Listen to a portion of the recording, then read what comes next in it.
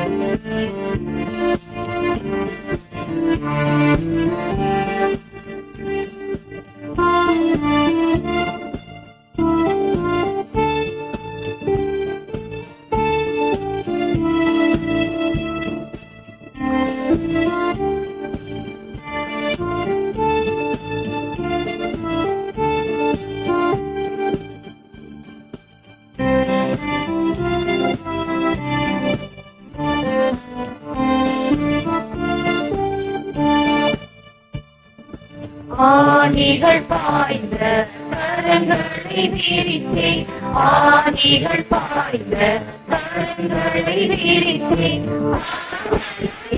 தன்னை அழைக்கிறாரே, தன்னை அழைக்கிறாரே. ஆணிகள் பாய்ந்த கரங்களை விரித்தே, தன்னை அழைக்கிறாரே.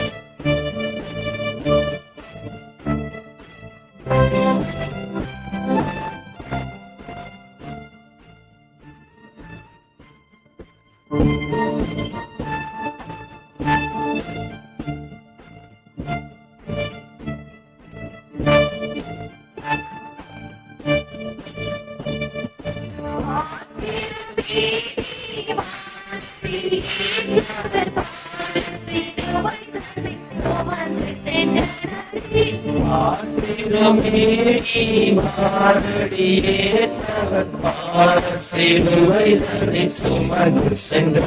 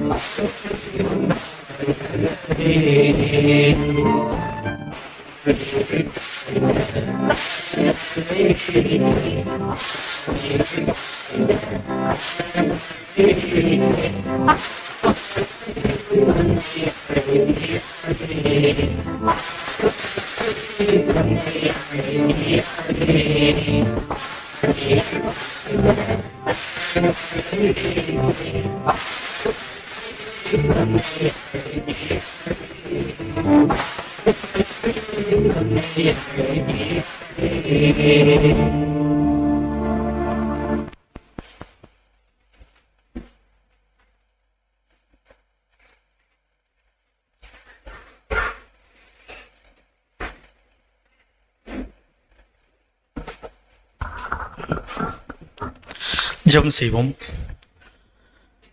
வானாதி வானங்களை வீட்டிலிருந்து பூமியின் மணமக்களை எங்களை எத்தம் கண்ணோக்கி பார்த்து ஆசீர்வதித்த அன்பின் பரலோக பிதாவே, இரட்சகனான இயேசு மூலமாக துதியும் சோத்தும் எடுக்கிறோம்ப்பா. கடந்த காலங்களிலே கண்ணி நிமை பாதுகாத்து எங்கள் வாழ்நாளிலும் கூட ஒரு நாளை கூட்டி கொடுத்து இந்த நாளிலும் கூட விசேஷ விதமாக நாங்கள் உமது திருக்குமாரனின் மரணத்தின் நினைவுகூறும் வண்ணமாக நீர் இந்த நாளிலும் கூட கூட்டி சேர்த்த உமது மகா பெரிய தயவுக்காய், இரக்கத்திற்காய், உமது அன்பிற்காய் உமக்கு கொடான கொடி நன்றிகளை செலுத்துகிறோம்ப்பா. உமது தெய்வீக திட்டத்திலும் கூட அழைப்பிலும் எங்களுக்கு ஒரு பங்கை கொடுத்து நீர் உமது அனாதி தீர்மானத்தின்படி எங்களை அழைத்து இன்றைய நாளிலும் கூட விசேஷமாக அதில் உள்ள பங்கை நாங்கள் தெரிந்து கொள்ளவும் அதில் நாங்கள் தொடர்ந்து ஜீவிக்கவும் நீர்தாமே கொடுத்த இந்த மிகப்பெரிய அன்பிற்காய் நன்றிகள் செலுத்துகிறோம்ப்பா. விசேஷமாக உமது திருக்குமாரன் ஆண்டவராகிய இயேசு கிறிஸ்து செவ்வையாக நீர் கொடுத்த பங்கை எப்படி சிறப்பாக செய்து முடித்தாரோ அவர் அடிச்சுவடுகளை பின்பற்றி நாங்களும் அந்த அவருடைய பங்கில் நாங்களும் உம்முடைய திட்டத்தில் நாங்களும் இருக்கும் வண்ணமாக நீர் கொடுத்தான உம்முடைய அழைப்பிற்காய் உம்முடைய அன்பிற்காய் நாங்கள் நன்றிகளை செலுத்துகிறோம்ப்பா. தொடர்ந்து அந்த அழைப்பையும் தெரிந்து கொள்ளையும் தொழுதையும் நாங்கள் உறுதிப்படுத்தும் வண்ணமாக இன்றைய மாலையில் கூட நாங்கள் அனுசரிக்கிற அப்பத்திலும் திராட்சரசத்திலும் நாங்கள் அபத்திரமாய் நாங்கள் கை வைத்து விடாதபடி நாங்கள் உள்ளத்தில் எங்களை நாங்களே உய்த்து ஆராய்ந்து பார்த்து நாங்கள் அதற்கு தகுதியுள்ளவர்களாய் நாங்கள் கை வைக்க நீர்தாமே கிருபை செய்ய வேண்டுமாய் கெஞ்சி மன்றாடுகிறோம். நீர் குற்றத்தை பார்த்தால் ஒருவரும் நிலைநிற்க முடியாது என்று அறிந்துவராய் இருக்கிறோம்ப்பா. முற்றிலுமே எங்களை தாழ்த்தி வெறுமையாக்கி உங்களுடைய கரங்களை ஒப்புக் கொடுக்கிறோம்ப்பா.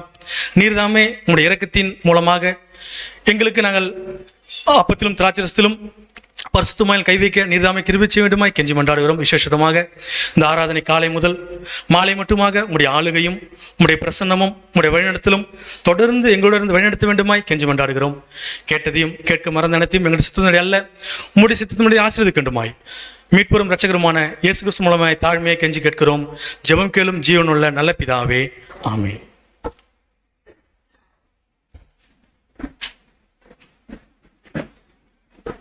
அன்பு சகோதர சகோதரிகளே, இந்த நாளுக்குரிய அனுதின பரலோக மன்னாவை வாசிக்கும்படியாக அவிநாசி சபையை சார்ந்த அன்பு சகோதரர் சசி அவர்களை அன்போடு அழைக்கிறோம்.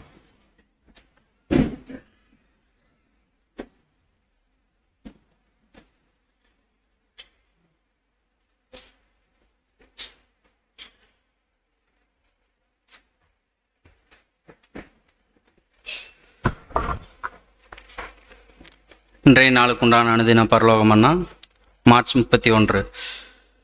1 தீமோத்தேயு 6வது அதிகாரம் வசனம் 12. விசுவாசத்தின் நல்ல போராட்டத்தை போராடு, நித்திய ஜீவனை பற்றிக்கொள், அதற்காகவே நீ அழைக்கப்பட்டாய். அநேக சாட்சிகளுக்கு முன்பாக நல்ல அறிக்கை பண்ணுகிறவனுமாய் இருக்கிறாய். விளக்கம்: நம் வாழ்க்கையில் நமக்குண்டாகும் போர் வெளிப்படையாகவோ அல்லது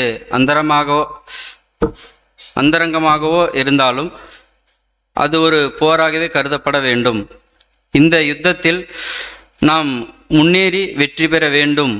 இல்லையேல் நாம் சகலத்தையும் மேற்கொண்டவர்களாக தேவனாலே அங்கீகரிக்கப்பட முடியாது. மற்றொரு காரியம் நம் அனைவரின் சிந்தையிலும் இருக்க வேண்டும். அது என்னவெனில், நம்முடைய பிரயாசையினால் அல்ல, பரிசுத்த ஆவியின் தூண்டுதலினால் நாம் எந்த அளவுக்கு இந்த யுத்தத்தில் முன்னேறுகிறோம் என்பதையே தேவன் மதிப்பிடுகிறார். இதனால் நாம் செலுத்தும் காணிக்கைகளும் பலிகளும் பூர்ண அன்பும் பக்தியும் உள்ளதுமாக இருந்து, பேர் புகழ்ச்சிக்காக நாம் எதையும் செய்யாமல் தேவன் பேரில் அன்புள்ளவர்களாக அதை உண்மையான அன்போடு செய்ய வேண்டும் என்பதே. ஆமென்.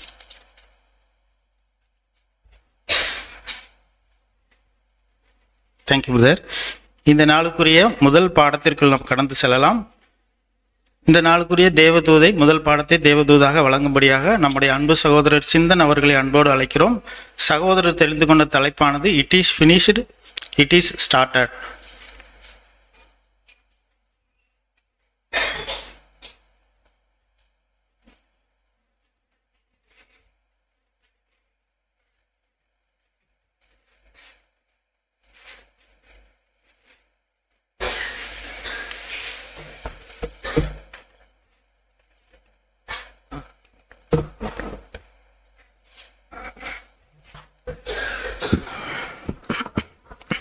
கிறிஸ்து இயேசுவுக்குள் அன்பு அழைக்கப்பட்ட அன்புக்குரிய சகோதர சகோதரிகளே, அனைவருக்கும் நம்முடைய பிதாவாகிய தேவனாலும் கர்த்தராகிய இயேசு கிறிஸ்துனாலும் கிருபையும் சமாதானம் உண்டாவதாக என் அன்பின் வாழ்த்துக்கள் தெரிவித்துக் கொள்கிறேன்.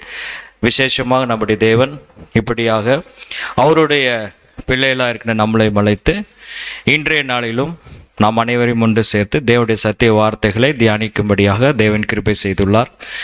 அதிலும் விசேஷமாக இன்றைய நாளிலும் நம்முடைய ஆண்டவராகிய இயேசு கிறிஸ்துவை மரணத்தை நினைவு கூறத்தக்கதாகவும், இன்றைய நாளில் இந்த மாலை வேளையில கூட பார்த்தீங்கன்னா நம்முடைய ஆண்டவராகிய இயேசு கிறிஸ்துவின் சரீரத்தையும் அவருடைய இரத்தத்தையும் நம்ம புசித்து பானம் பண்ணத்தக்கதாகவும் ஒரு பெரிதான கிருபை தேவன் இன்றைய நாளிலும் நாம் அனைவருக்கும் கிருபையாக கொடுத்துள்ளார்.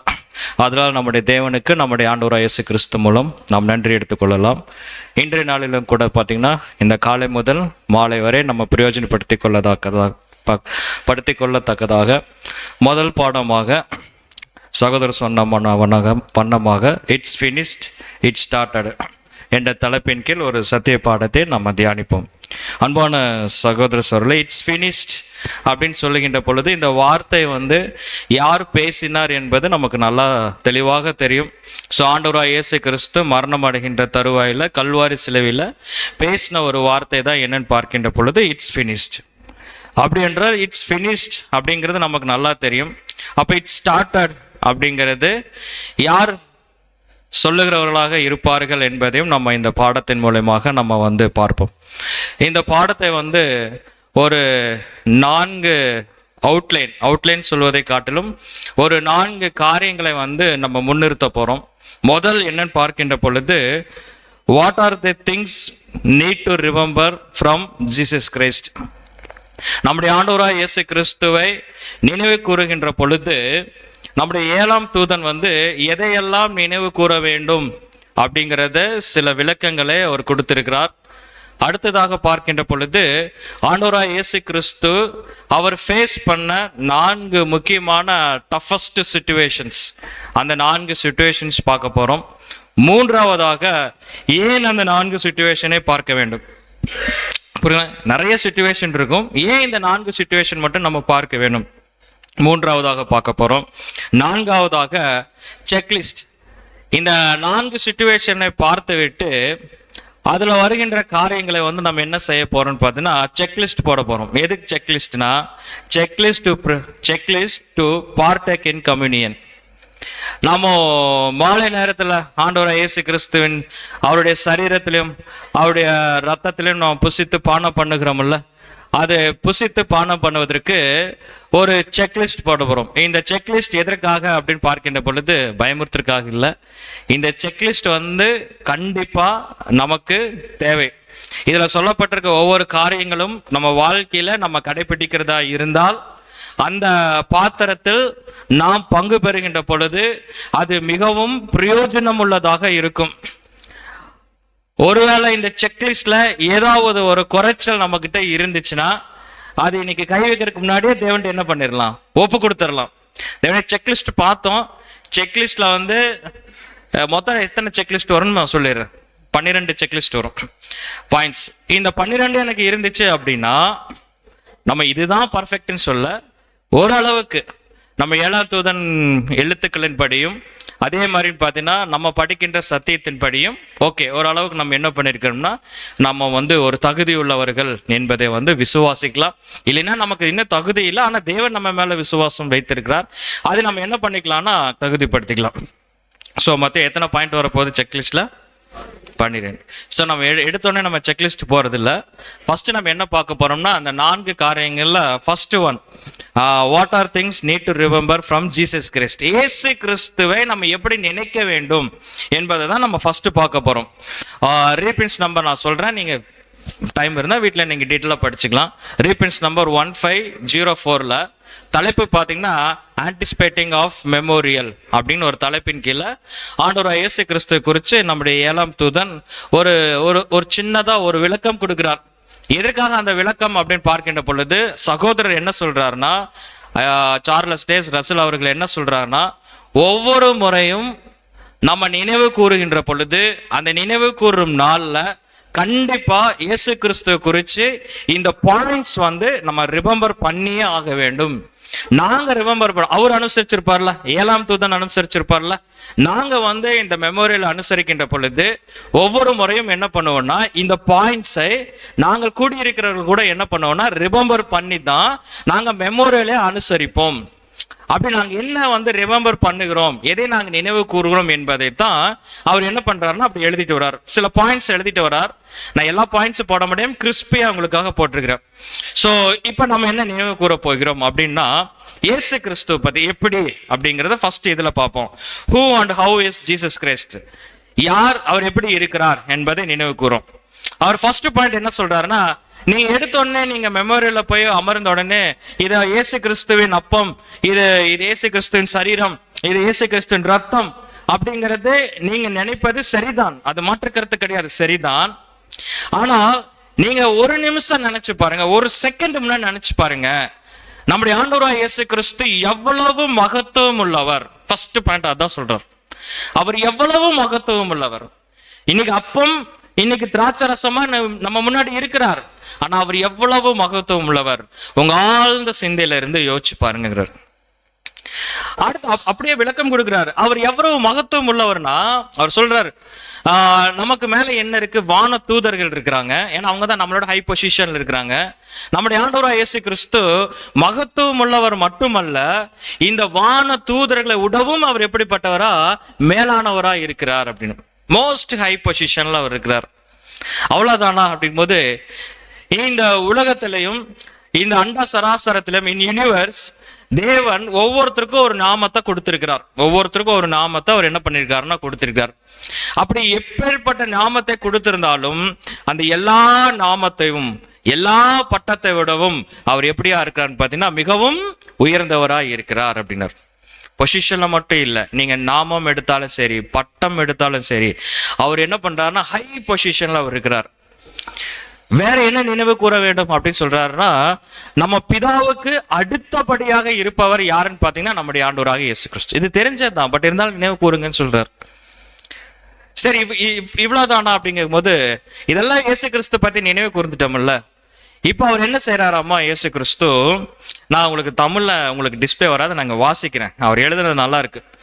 ஆனால் நாமோ இப்படிப்பட்ட உயர்ந்தவர், மகத்துவமானவர், எல்லா நாமத்துக்கும் மேலானவர், எல்லா பட்டத்தை விட இவர் கொடுக்கப்பட்ட பெருசு, ரொம்ப ஹை பொசிஷன், பிதாவாகிய தேவனுக்கு அடுத்த பொசிஷன்ல இருக்கக்கூடியவர். அவர் என்ன பண்றாராமா, நாமோ மிகவும் அற்பமானவர்கள்.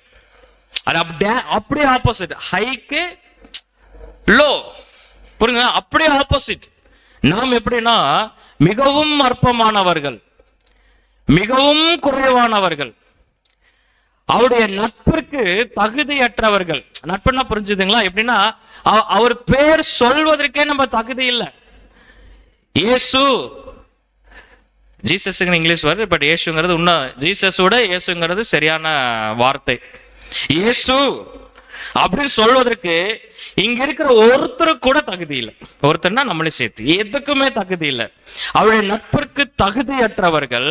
அப்படி இருந்தும் அவர் என்ன பண்ணிருக்காராமா, நம்மை தன்னுடைய சகோதரர் என்று அழைக்கப்படுறதுக்கு அவர் வெட்கப்பட்டதே இல்லை என்று நினைக்கும் போது எங்களுக்கு எல்லாம் ரொம்ப வியப்பா இருக்கு. எங்களுக்கு ரொம்ப ரொம்ப ஒரு, அவர் சொல்றார், கண்ணீர்ல கண்கள் கண்ணீரால குழம்புது அப்படிங்கிறார். தகுதியே இல்லை, ஆனா அவர் என்ன பண்றதாமா வெட்கப்படவில்லை அப்படிங்கிறாரு. அடுத்தது அப்படின்னா என்னன்னு சொல்றாரு, நாம் அவருடைய மரணத்தை நினைவு கூறுவதை, நல்லா புரியுங்க, நாம் அவருடைய மரணத்தை நினைவு கூறுவதை அவர் விரும்புகிறார். நான் சொல்ற பாயிண்ட் உங்களுக்கு புரிஞ்சிருக்கும்னு நினைக்கிறேன்.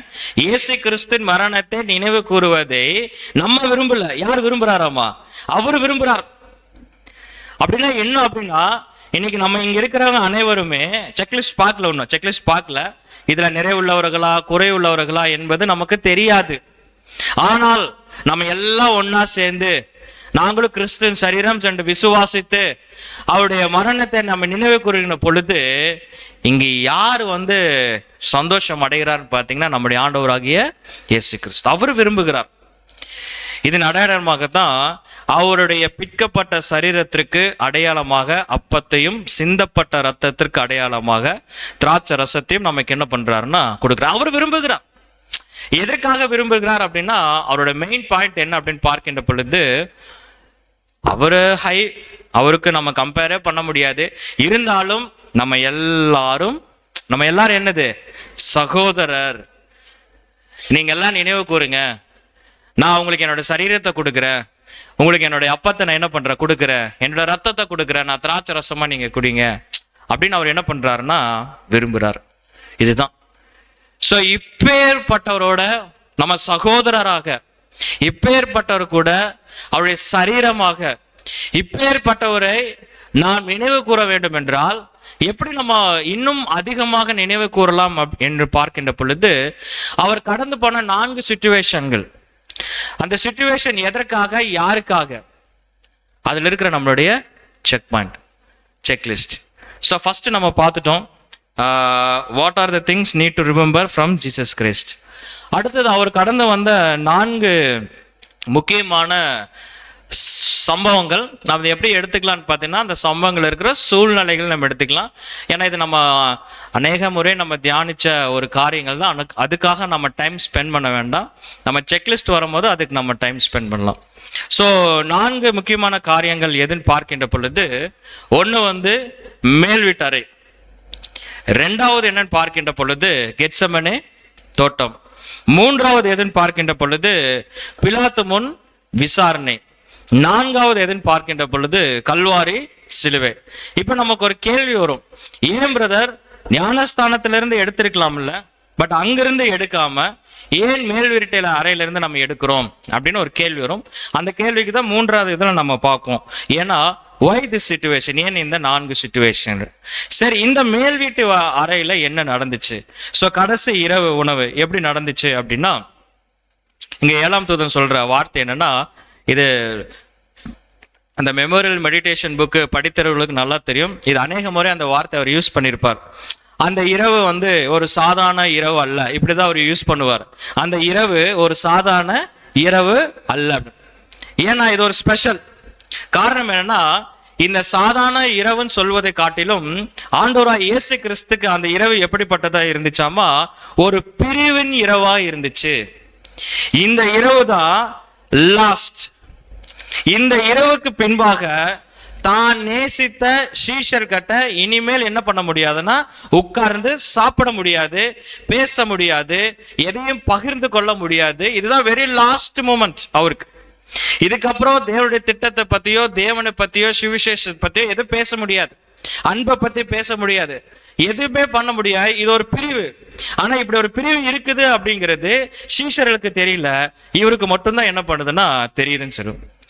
ஏன்னா அவருக்கு தெரியும், இன்னும் கொஞ்ச நேரத்துல இந்த ஒரு இரவு உணவு முடிந்த பின்பாக நம்மளை என்ன செய்ய போறாங்கன்னா, பிடிக்க போறாங்க. கெத்செமனே தோட்டத்துல பிடிக்க போறாங்க, அவமானப்படுத்த போறாங்க. எங்க அப்படின்னு பார்த்தீங்கன்னா பிலாத்துக்கு முன்பாக. அதே மாதிரி சிலுவையில் அடைய போறாங்க. எங்கன்னு பார்த்தீங்கன்னா கொல்கத்தால. இப்ப புரிஞ்சிருக்கீங்க அந்த 4 மட்டும் எடுத்திருக்கிறோம் அப்படின்னு.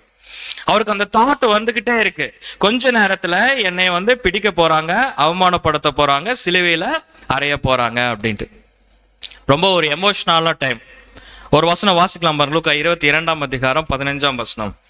லூக்கா 22ஆம் அதிகாரம் 15ஆம் வசனம். அப்பொழுது அவர் அவர்களை நோக்கி, நான் பாடுபடுகிறதற்கு முன்னே உங்களுடனே கூட இந்த பஸ்காவை புசிக்க மிகவும் ஆசையா இருந்தேன். ஏன்னா வெரி லாஸ்ட் நம்ம இதை எப்படி எடுத்துக்கிறோம் அப்படின்னு பார்த்தீங்கன்னா, அவர் வந்து பாடுபதற்கு முன்பே அவர் கூட இந்த பஸ்காவை புசிக்க ஆசையா இருந்தேன் அப்படின்னா அவர் சீஷர் கூட சாப்பிட்றதுக்கு ஆசையா இருந்தேன்னு சொல்லி நம்ம ஜென்ரலா எடுத்துக்கலாம். ஆனா இந்த சிச்சுவேஷனுக்குள்ள நம்ம போய் பார்க்கின்ற பொழுது இந்த வார்த்தை மட்டும் சகோதரர் ஹைலைட் பண்றார். என்னன்னு பார்க்கின்ற பொழுது, நான் மிகவும் ஆசையா இருந்தேன் அப்படின்ட்டு. நான் கடைசியா உங்க கூட நான் இந்த பஸ்காவை புசிக்கிறதுக்கு என்னவா இருக்கேன், ரொம்ப ஆசையா இருந்தேன். இதுக்கப்புறம் என்னால உங்க கூட என்ன பண்ண முடியாது, பஸ்காவை புசிக்க முடியாது. ஒரு எமோஷனலான ஒரு டைம். ஒரு உலகத்துல ஒரு தகப்பன் ஒரு மிக கொடிய நோயினால் அவதிப்படுகிறார்னு வச்சுக்கலேன். இப்போ இயேசு கிறிஸ்துக்கு நோயின் இல்லை, உதாரணத்துக்கு சொல்றேன். ஒரு கொடிய நோயினால் அவதிப்படுகிறார். தன்னுடைய குழந்தைகள் மேலேயும் ரொம்ப அன்பு வச்சிருக்கிறார். தன் குழந்தைகள் மேல ரொம்ப அன்பு வச்சிருக்கிறார். குழந்தைய ரொம்ப நேசிக்கிறார். குழந்தைக்கு கூட தான் எப்பவுமே டைம் ஸ்பெண்ட் பண்ணுவாங்க. இரவு நேரம் முழுவதும் குழந்தைங்க கூட பேசி குழந்தைகள் கூட தான் என்ன பண்ணுவார்னா அமர்ந்து தூங்குவார். எல்லா நேரமும் தன் குழந்தைய கூட தான் அவர் ஸ்பெண்ட் பண்ணுவார். அவருக்கு தெரிஞ்சிருச்சு, நாளை தினத்துல வந்து என்னோட குழந்தைகள் கூட நான் என்னால் என்ன பண்ண முடியாது, டைம் ஸ்பெண்ட் பண்ண முடியாது. ஏன்னா நாளைக்கு இந்த நேரத்துல நான் இந்த மாதிரி மேல் வீட்டறையில் உட்கார்ந்துருக்க மாட்டேன். நாளைக்கு இந்த இடத்துல மேல் வீட்டை எக்ஸாம்பிள் சொல்றேன், குழந்தைகளோட உட்கார்ந்துருக்க மாட்டேன். நாளைக்கு இதே நேரத்துல என் குழந்தைகள் கூட நான் உட்காராம நான் மறித்து என்னை என்ன பண்ணியிருப்பாங்க, அடக்கம் பண்ணியிருப்பாங்க அப்படின்னு ஒரு அந்த மாதிரி ஒரு சிச்சுவேஷன்ல ஒரு தகப்பன் தன் குழந்தைகளை எப்படி பார்ப்பார் என்பதா அது வார்த்தைகளால சொல்ல முடியாது. அந்த மாதிரி ஆனா அவருக்கு என்ன ஆசைன்னா, தகப்பன கடைசியா நான் என்ன பண்ணிடுறேன், என் குழந்தை கூட உட்காந்து என்ன பண்ணிடுறேன், நான் சாப்பிட்றேன். அந்த மாதிரி ஒரு டஃபஸ்ட் டைம்ல வந்து ஆண்டவராக இயேசு கிறிஸ்து சீஷர் கூட உட்காந்து என்ன பண்றாருன்னா சாப்பிட்றாரு. சாப்பிட்டு என்ன சொல்றாருன்னா, எப்பெல்லாம் வந்து என்னை நீங்க நினைக்கணும்னு ஆசைப்பட்டீங்களோ, எப்பெல்லாம் என் மேல உங்களுக்கு ஆசை வேணுமோ, என்னை நினைக்கிறீங்களோ, அப்ப இந்த டின்னரை நீங்க என்ன பண்ணுங்க, நினைச்சுக்குங்க. அந்த மாதிரி ஒரு சிச்சுவேஷனுக்குள்ள அவர் கடந்து போகிறார்.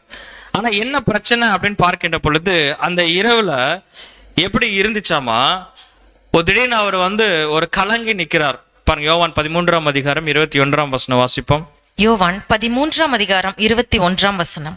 இயேசு இவைகளை சொன்ன பின்பு ஆவியிலே கலங்கி, உங்களில் ஒருவன் என்னை காட்டிக் கொடுப்பான் என்று மெய்யாகவே மெய்யாகவே உங்களுக்கு சொல்லுகிறேன் என்று அவர் கலங்கி சொல்றார், உங்களில் ஒருவன் என்னை காட்டிக் கொடுப்பான்.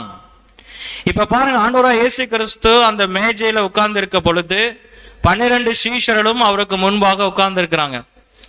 அவர் ரொம்ப ஆசையா இருக்கிறார், உங்க கூட இந்த பஸ்காவை நான் புசிக்க வேண்டும் அந்த வசனத்தின்படி ரொம்ப ஆசையா இருக்கிறார்.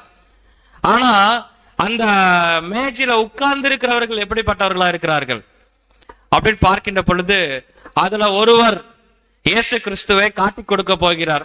ஒரு 30 வெள்ளிக்காசுக்கு, ஒரு அடிமையின் பணம். ஒருத்தர் காட்டிக் கொடுக்க, அவரையும் இயேசு கிறிஸ்து பார்க்கிறார். ஒருத்தர் மறுதலிக்க போகிறார், அவரும் மேஜையில உட்கார்ந்துட்டு இருக்கிறார், அவரையும் இயேசு கிறிஸ்து பார்க்கிறார். ஒருத்தர் பொசிஷனுக்காக 2 பேர் வந்து ஆசைப்படுறாங்க, ஹையஸ்ட் பொசிஷனுக்காக 2 பேர் ஆசைப்பட்டுட்டு இருக்கிறாங்க, ரெக்வஸ்ட் பண்ணி, அவங்க அம்மா வேற ரெக்வஸ்டா கேட்டுட்டு இருக்கிறாங்க, அதையும் அவர் பார்த்துட்டு இருக்கிறார். பாதி சீஷர்களுக்கு என்ன நடக்குதுன்னு என்ன பண்றது தெரியல, அதையும் பார்த்துட்டு இருக்கிறார்.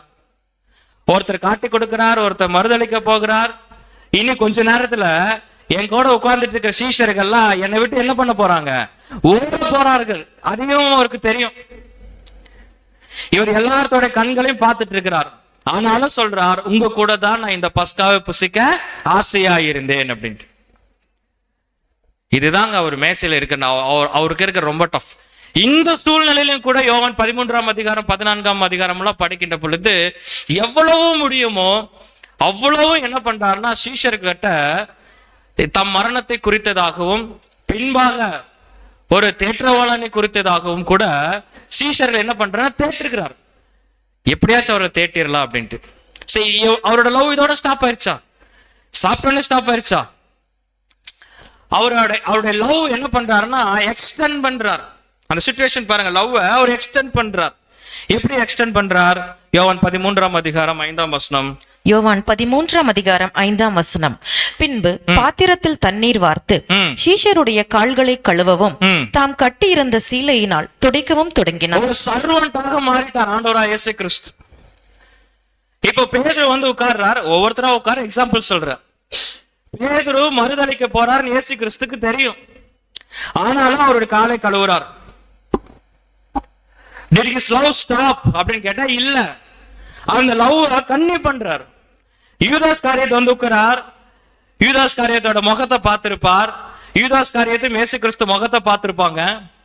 இயேசு கிறிஸ்துக்கு தெரியும், யூதாஸ் நீ தான் என்ன பண்ண போற, என்னைய விற்க போற. பட் யூதாஸ் நான் சொல்றேன், ஸ்டில் ஐ லவ் யூ, உன் காலையும் நான் என்ன பண்றேன் யூதாஸ், கழுவுறேன். யோவான் வந்து உட்கார்ந்து இருப்பார், மார்பிளே சாஞ்சிட்டு இருக்கிறவர் யோவான். அங்க அம்மா கூட கேட்டாங்க, எங்க 2 பசங்களும் பக்கத்துல வச்சுக்கங்க அப்படின்ட்டு. நீ உயர்ந்த ஸ்தானத்தை கேட்கிற யோவான், ஹையஸ்ட் பொசிஷன் நீ கேட்கிற, முதன்மையான இடத்தை நீ கேட்கிற. ஆனா இன்னும் நான் சொல்ல வரதே உனக்கு புரியல யோவான். பட் இருந்தாலும் உன்னை நான் நேசிக்கிறேன். Still I love you, still I love you, உன் காலையும் நான் கழுவுறேன். நீங்க எல்லாரும் என்னை விட்டு ஓட போறீங்க, ஆனா எல்லாத்துக்கும் காலையும் நான் என்ன பண்றேன், கழுவுறேன். வாங்க. சிச்சுவேஷன் அதோட முடிச்சாரா? Still is expanding his love. இன்னும் அவர் அதிகமா அன்பை காட்டுறாரு. பாருங்க, 1 கொரிந்தியர் 11ஆம் அதிகாரம் 24ஆம் வசனம். 1 கொரிந்தியர் 11ஆம் அதிகாரம் 24ஆம் வசனம். ஸ்தோத்திரம் பண்ணி அதை பிட்டு நீங்கள் வாங்கி புசியுங்கள், இது உங்களுக்காக பிற்கப்படுகிற என்னுடைய சரீரமா இருக்கிறது. அவர் என்ன சொல்றாருன்னா, நான் காலை மட்டும் கழுவல, அந்த பாடத்தை மட்டும் உங்களுக்கு கொடுக்கல, உங்க மேல இன்னொன்னு அன்பு வச்சிருக்கிறேன், உங்க மேல இன்னொரு அன்பு வச்சிருக்கிறேன். எப்படின்னா, என் சரீரத்தை என்ன பண்ணுங்க, நீங்க வாங்கி என்ன பண்ணுங்க, புசிங்க. என்ன வேணும், என்ன வேணும் உங்களுக்கு? சீஷர்ட்ட பார்த்து கேட்கிறேன், நமக்கு வர்றது பின்னாடி வருவோம். அந்த என்ன வேணும் உங்களுக்கு? என் சரீரத்தை என்ன பண்ற, நான் பிட்டு உங்களுக்காக என்ன பண்ணிடுறேன், கொடுத்துட்றேன். இதை நீங்க என்ன பண்ணுங்க, வாங்கி புசிங்க. வேற என்ன வேணும்? எங்க எல்லாரும் மறுதலிக்க போறவங்க தான், எல்லாரும் ஓடி போறவங்க தான், எல்லாம் விற்கிறவங்க தான். வேற என்ன வேணும் உங்களுக்கு? என் சரீரத்தை கொடுத்துட்டு வேற என்ன வேணும்? வேற என்னோட அன்பு நான் வேற என்ன எப்படி செலுத்த வேணும்? சரி, ரத்தம் தான் இருக்கு, ரத்தத்தை கொடுத்துட்டுமா? ரத்தத்தையும் குடிச்சுக்கோங்க. மத்தேயு 26ஆம் அதிகாரம் 28ஆம் வசனம். மத்தேயு 26ஆம் அதிகாரம் 28ஆம் வசனம். இது பாவ மன்னிப்பு உண்டாகும்படி அநேகருக்காக சிந்தப்படுகிற புது உடன்படிக்கைக்குரிய என்னுடைய இரத்தமாய் இருக்கிறது. இது பாவ மன்னிப்பு உண்டாகும்படி அநேகருக்காக சிந்தப்படுகிற புது உடன்படிக்கைக்குரிய என்னுடைய இரத்தமாய் இருக்கு, குடிங்க. அவர் துரோகத்தையும் அறிந்தார், அவர் மறுதலிக்க போறதையும் அறிந்தார், அவர் என்ன எல்லாரும் என்னை விட்டு ஓடி போவார்கள்னு அறிந்தார். துரோகம் தெரிஞ்சும் என்ன பண்ணாருன்னா அன்பு செலுத்தினார். மறுதலிப்பார்கள் தெரிஞ்சும் என்ன பண்ணாருன்னா கருணை காட்டினார், அன்பு வச்சார். அவருடைய லவ் அவரால் என்ன பண்ண முடியலைங்க, ஸ்டாப் பண்ண முடியல. அந்த சிச்சுவேஷன்ல இருந்து நெக்ஸ்ட் சிச்சுவேஷன் நம்பர் 2க்கு போறார். எங்க போறாருன்னு பார்த்தீங்கன்னா, கெத்செமனே தோட்டத்துக்கு அவர் போறார். கெத்செமனே தோட்டத்தில் என்ன நடந்துச்சு பாருங்க. மத்தேயு 26ஆம் அதிகாரம் 38ஆம் வசனம். மத்தேயு 26ஆம் அதிகாரம் 38ஆம் வசனம். அப்பொழுது அவர், என் ஆத்துமா மரணத்திற்கு ஏதுவான துக்கம் கொண்டிருக்கிறது, நீங்கள் இங்கே தங்கி என்னோட கூட விழித்திருங்கள் என்று சொல்லி.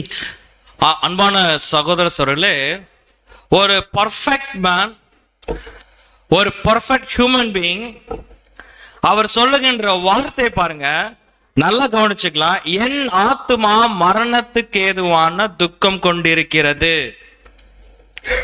இப்போ பொதுவாகவே நமக்கு ஒரு மரணத்தை குறிச்சுதான ஒரு பயம் வந்துச்சுன்னு வச்சுங்களேன், அந்த பயம் ரொம்ப அதிகமா இருக்கும்.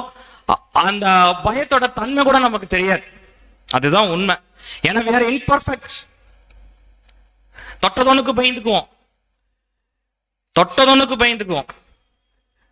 ஆனா ஆண்டவராகிய இயேசு கிறிஸ்து அப்படி கிடையாது. அவர் தொட்டதொன்னுக்கு பயந்துக்க கூடியவர் கிடையாது. He is a perfect. அவருக்கு ஒரு துக்கம் வந்திருக்கு அப்படின்னு சொன்னா, அந்த துக்கம் அவர்னால டாலரேட் பண்ண முடியாத ஒரு துக்கம். உண்மையாலே அவரால் டாலரேட் பண்ண முடியல, அதுதான் உண்மை. அந்த டாலரேட் பண்ண முடியாத இடம் கூட எப்படிப்பட்ட இடமா இருக்குன்னு பார்த்தீங்கன்னா, எண்ணெய் பிழைகின்ற ஒரு இடம். He knows எப்படின்னா இன்னைக்கு கொஞ்ச நேரத்துல எப்படியாக இந்த எண்ணெய் பிழியப்படுமோ, எப்படியாக இந்த ஒலிவ பழங்கள் பிழியப்படுமோ, அப்படியாக நம்மளை பிழிய போறாங்கன்னு அவருக்கு தெரியும். இந்த அவருக்கு இருக்கிற சிச்சுவேஷன் பாத்தீங்கன்னா எப்படிப்பட்டதா இருந்துச்சுன்னா, சுற்றிலும் இருள், வெளிச்சமே இல்லை, ஒரு பயங்கரமான ஒரு அமைதி, முற்றிலுமான ஒரு தனிமை. இது உண்மையான்னு கேட்டா 100% உண்மை சகோதரர், அதான் சொல்ற உண்மை. அவர் என்ன பண்ணிருந்தாராமா, he's a battle in prayer அப்படிங்கிறார். பிரேயர்ல பேட்டில் பண்ணிட்டு இருக்கிறார். ஏன்னா அவருக்கு உண்டாதான் ஒரு பயம், ஒரு வேதனை, ஒரு மன அழுத்தம் அவர் என்ன பண்றாருன்னா அனுபவிக்கிறார். கெத்செமனே பாரங்கிறது அது ஒரு மிகவும் கடினமான பாரம் அவர் அனுபவிச்சுட்டு இருக்கிறார். யாருமே இல்லாத சமயத்துல, யாருமே உதவி பண்ணாத சூழ்நிலையில, அடுத்தது மரணம் தான், மரணம் தவிர அடுத்த நோ ஆப்ஷன். நல்லா புரிஞ்சுங்க, மரணம் தான், மரணம் தவிர நோ ஆப்ஷன். நமக்கு ஏதாச்சும் அந்த மாதிரி ஒரு சூழ்நிலை வந்திருக்கா? நமக்கு ஏதாச்சும் பெரிய பிரச்சனையா? எத்தனை பிரச்சனை இருந்தாலும் நாளைக்கு விடியும், நாளைக்கு நம்ம வாழத்தான் போறோம். நோ ஆப்ஷன் அப்படிங்கும் போது he is only battle with God, பிரேயர்ல வேற ஆப்ஷனே இல்லை. தேவன்கிட்ட போய் என்ன பண்ணிடுறாருன்னா ஜெபம் பண்ணிடுறாரு. ஏன்னா எனக்கு தெரியும் ஒரு ஆப்ஷன் இல்லை. லூக்கா 22:44. லூக்கா 22:44. அவர் மிகவும் வியாகுலப்பட்டு அதிக ஊக்கத்தோட ஜெபம் பண்ணினார். அவருடைய வேர்வை ரத்தத்தின் பெருந்துளிகளாய் தரையிலே விழுந்தது. அப்போ அந்த அளவுக்கு ஹார்ட் பம்ப் ஆயிருக்கு, அந்த அளவுக்கு ஃபியர்ல பம்ப் ஆயிருக்கு. இதை நம்ம 7ஆம் தூதர் என்ன சொல்றாருன்னா, இது உடல் வேதனைனால அல்ல, உடல் வேதனைனால அல்ல. ஏன்னா அவருக்கு தெரியும் இது மன அழுத்தத்தின் உச்சம், மன அழுத்தம், பாரம். இந்த மன அழுத்தத்தின் நிமித்தம் தான் வேர்வை அப்படி வந்துச்சு. நமக்கெல்லாம் இந்த மாதிரி அழுத்தம் வந்துச்சுன்னா ஹார்ட் வெடிச்சிரும், தலை வெடிச்சிரும். ஆனா அவர் என்ன பண்றாருன்னா டாலரேட் பண்ணார். இப்போ என்ன ஜெபம் பண்றார்? மத்த 26:39 வாசிக்க வேண்டாம், நான் ஷார்ட்டா சொல்றேன். இந்த பாத்திரம் என்னை விட்டு விலகட்டும், ஆனாலும் உன் சித்தமே நடக்கட்டும்ங்கிறார். அவருக்கு தெரிஞ்சிருச்சு அவருடைய சித்தம் என்னன்னு பார்க்கின்ற பொழுது ஆண்டவராகிய இயேசு கிறிஸ்து சிலுவையில மரணம் அடைய வேண்டும். நமக்கு எல்லாம் நல்லா தெரியும் அவர் ஏன் இந்த அளவுக்கு ஒரு வேதனைப்பட்டார் அப்படின்னு பார்க்கின்ற பொழுது நிறைய மீனிங் இருந்தாலும், ஆர் யூ ஏபிள், உன்னால் கூடுமா என்ற தலைப்பின் கீழே 7ஆம் தூதன் எழுதுகின்ற பொழுது அவர் என்ன எழுதுறாருன்னா, நிந்தை அவமானம் என்கிற கூடுதல் வலி அப்படிங்கிறார். நிந்தை அவமானம் என்கிற கூடுதல் வலி. என்ன நிந்தை அவமானம் என்ற கூடுதல் வலினா, சிலுவையில பிலாத்துக்கு முன்பாக கூட இயேசு கிறிஸ்துவை திட்டுறதை விடவும் எப்படி திட்டுவாங்களாமா, இவர் மூலியமாக யார் அவமானப்பட போகிறார் பார்த்தீங்கன்னா பிதாவாகிய தேவன். அப்ப உங்களை அவமானப்படுத்துவாங்க, என்னால டாலரேட் பண்ண முடியல. என் சரீரத்தையும் என் ரத்தத்தையும் கூட என்ன பண்ணிட்டு எடுத்துட்டோம், என்னை அடிக்கட்டு கேவலப்படுத்தட்டும், ஆனா உங்களையும் சேர்ந்து என்ன பண்ணுவாங்க, அவமானப்படுத்துவாங்கப்பா. அந்த நிந்தை, அந்த அவமானம் என்னால் என்ன பண்ண முடியல, தாங்க முடியல. சரி, அப்படியே ஜெபம் பண்ணிட்டு வந்தாங்க. இவர் கூட இருந்த 12 சீஷர்ல ஒருத்தர் போயிட்டார். 11 பேர் தான் இருந்தாங்க. 11 பேர்ல 3 பேர் எப்பவுமே கூட இருப்பாங்க. அவங்க தான் நம்ம பேனல் டிஸ்கஷன் கூட நம்ம பார்த்தோம். ரொம்ப வைராகியம் உள்ளவர்கள், பேனல் டிஸ்கஷன்ல பெரைன்ல ரொம்ப வைராகியம் உள்ளவர்கள், ரொம்ப சீல் உள்ளவர்கள், ரொம்ப ஸ்பீடா ஒர்க் பண்ணக்கூடியவர்கள். மற்றவர்களை காட்டிலும் யோவான், பேதுரு, யாக்கோபு ஒரு பெட்டர் அப்படின்னு சொல்லி பார்த்தோம், கொஞ்சம் பெட்டர். ஆனா அவங்களும் என்ன பண்ணிட்டாங்க, தூங்கிட்டாங்க. இது சிச்சுவேஷன் நம்பர் 2. சிச்சுவேஷன் நம்பர் 3, பிலாத்து முன் என்னன்னா ஒரு விசாரணை. வசனம் வாசிக்கலாம் பாருங்க, யோவான் 18:38. யோவான் 18:38. அதற்கு பிலாத்து, சத்தியமாவது என்ன என்றான். மறுபடியும் அவன் யூதர்களிடத்தில் வெளியே வந்து, நான் அவனிடத்தில் ஒரு குற்றமும் காணேன். பிலாத்து விசாரணை பண்ணி கண்டுபிடிச்சிட்டார். என்ன கண்டுபிடிச்சார்னா, அவனிடத்தில் ஒரு குற்றமும் காணேன். ஏரோது கிட்ட அனுப்பிச்சார். ஏரோது குற்றம் கண்டுபிடிச்சாரா? ஏரோதும் குற்றம் கண்டுபிடிக்கவில்லை. நானும் விசாரணை பண்ணிட்டேன், நானும் குற்றத்தை என்ன பண்ணல, கண்டுபிடிக்க முடியவில்லை. ஆனாலும் எல்லாரும் இவரை குற்றவாளி குற்றவாளி குற்றவாளின்னு சொல்றாங்க. அவர் தான் சொல்றாரு, இவர்கிட்ட நான் ஒரு குற்றத்தை நான் என்ன பண்ணல, கண்டுபிடிக்க முடியல. இயேசு கிறிஸ்து இதையே அப்சர்வ் பண்ணிட்டு இருக்கிறார். மேல் வீட்டறையில் நல்லா அப்சர்வ் பண்ணார், கெத்செமனேல யார் கூட இருக்கிறாங்கன்னு அப்சர்வ் பண்ணார், இந்த இடத்துலயும் அப்சர்வ் பண்றார். எப்படி இருந்திருக்குன்னா, இப்பதான் கொஞ்ச நாளைக்கு முன்னாடி எல்லாம் ஓசன்னா ஓசன்னா என்று கூப்பிட்டார்கள். ஆனா கொஞ்ச நாளைக்கு பின்னாடி, அதுக்கப்புறம் முன்னாடி ஓசனான்னு கூப்பிட்டவங்க இன்னைக்கு எல்லாரும் சிலுவையில அறியுங்கள் அறியுங்கள் சொல்றார். ஏதாச்சும் பேசினாரா இயேசு கிறிஸ்து? In his life, the most minimal talk. நீங்க புரிஞ்சிருப்பீங்க. மோஸ்ட் மினிமல் டாக் அப்படின்னா தேவையான இடத்துல தேவையான வார்த்தைகளை கொஞ்சமா பேசினா, அதான் மினிமல் டாக். எப்படி பிலாத்து முன்னாடி நின்னாராமா விசாரணை செய்கின்ற பொழுது? ஏசாயா 53ஆம் அதிகாரம் 7ஆம் வசனம்.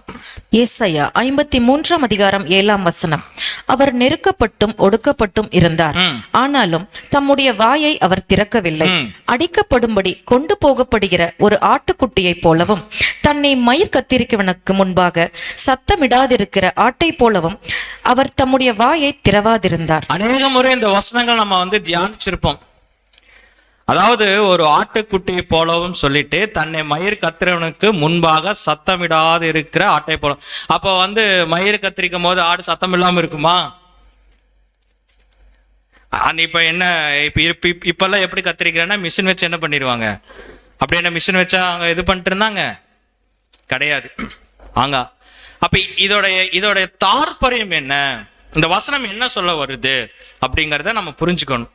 இங்க ஆக்சுவலா இந்த மயிர் கத்திரிக்கை இதெல்லாம் இதோட இன்னர் மீனிங் நான் சொல்றேன். அதாவது ஒரு எஜமான் ஒரு ஆட்டுக்குட்டியை வளர்த்துறார். நல்லா பாருங்க, ஒரு எஜமான் ஒரு ஆடை வளர்த்துறார்.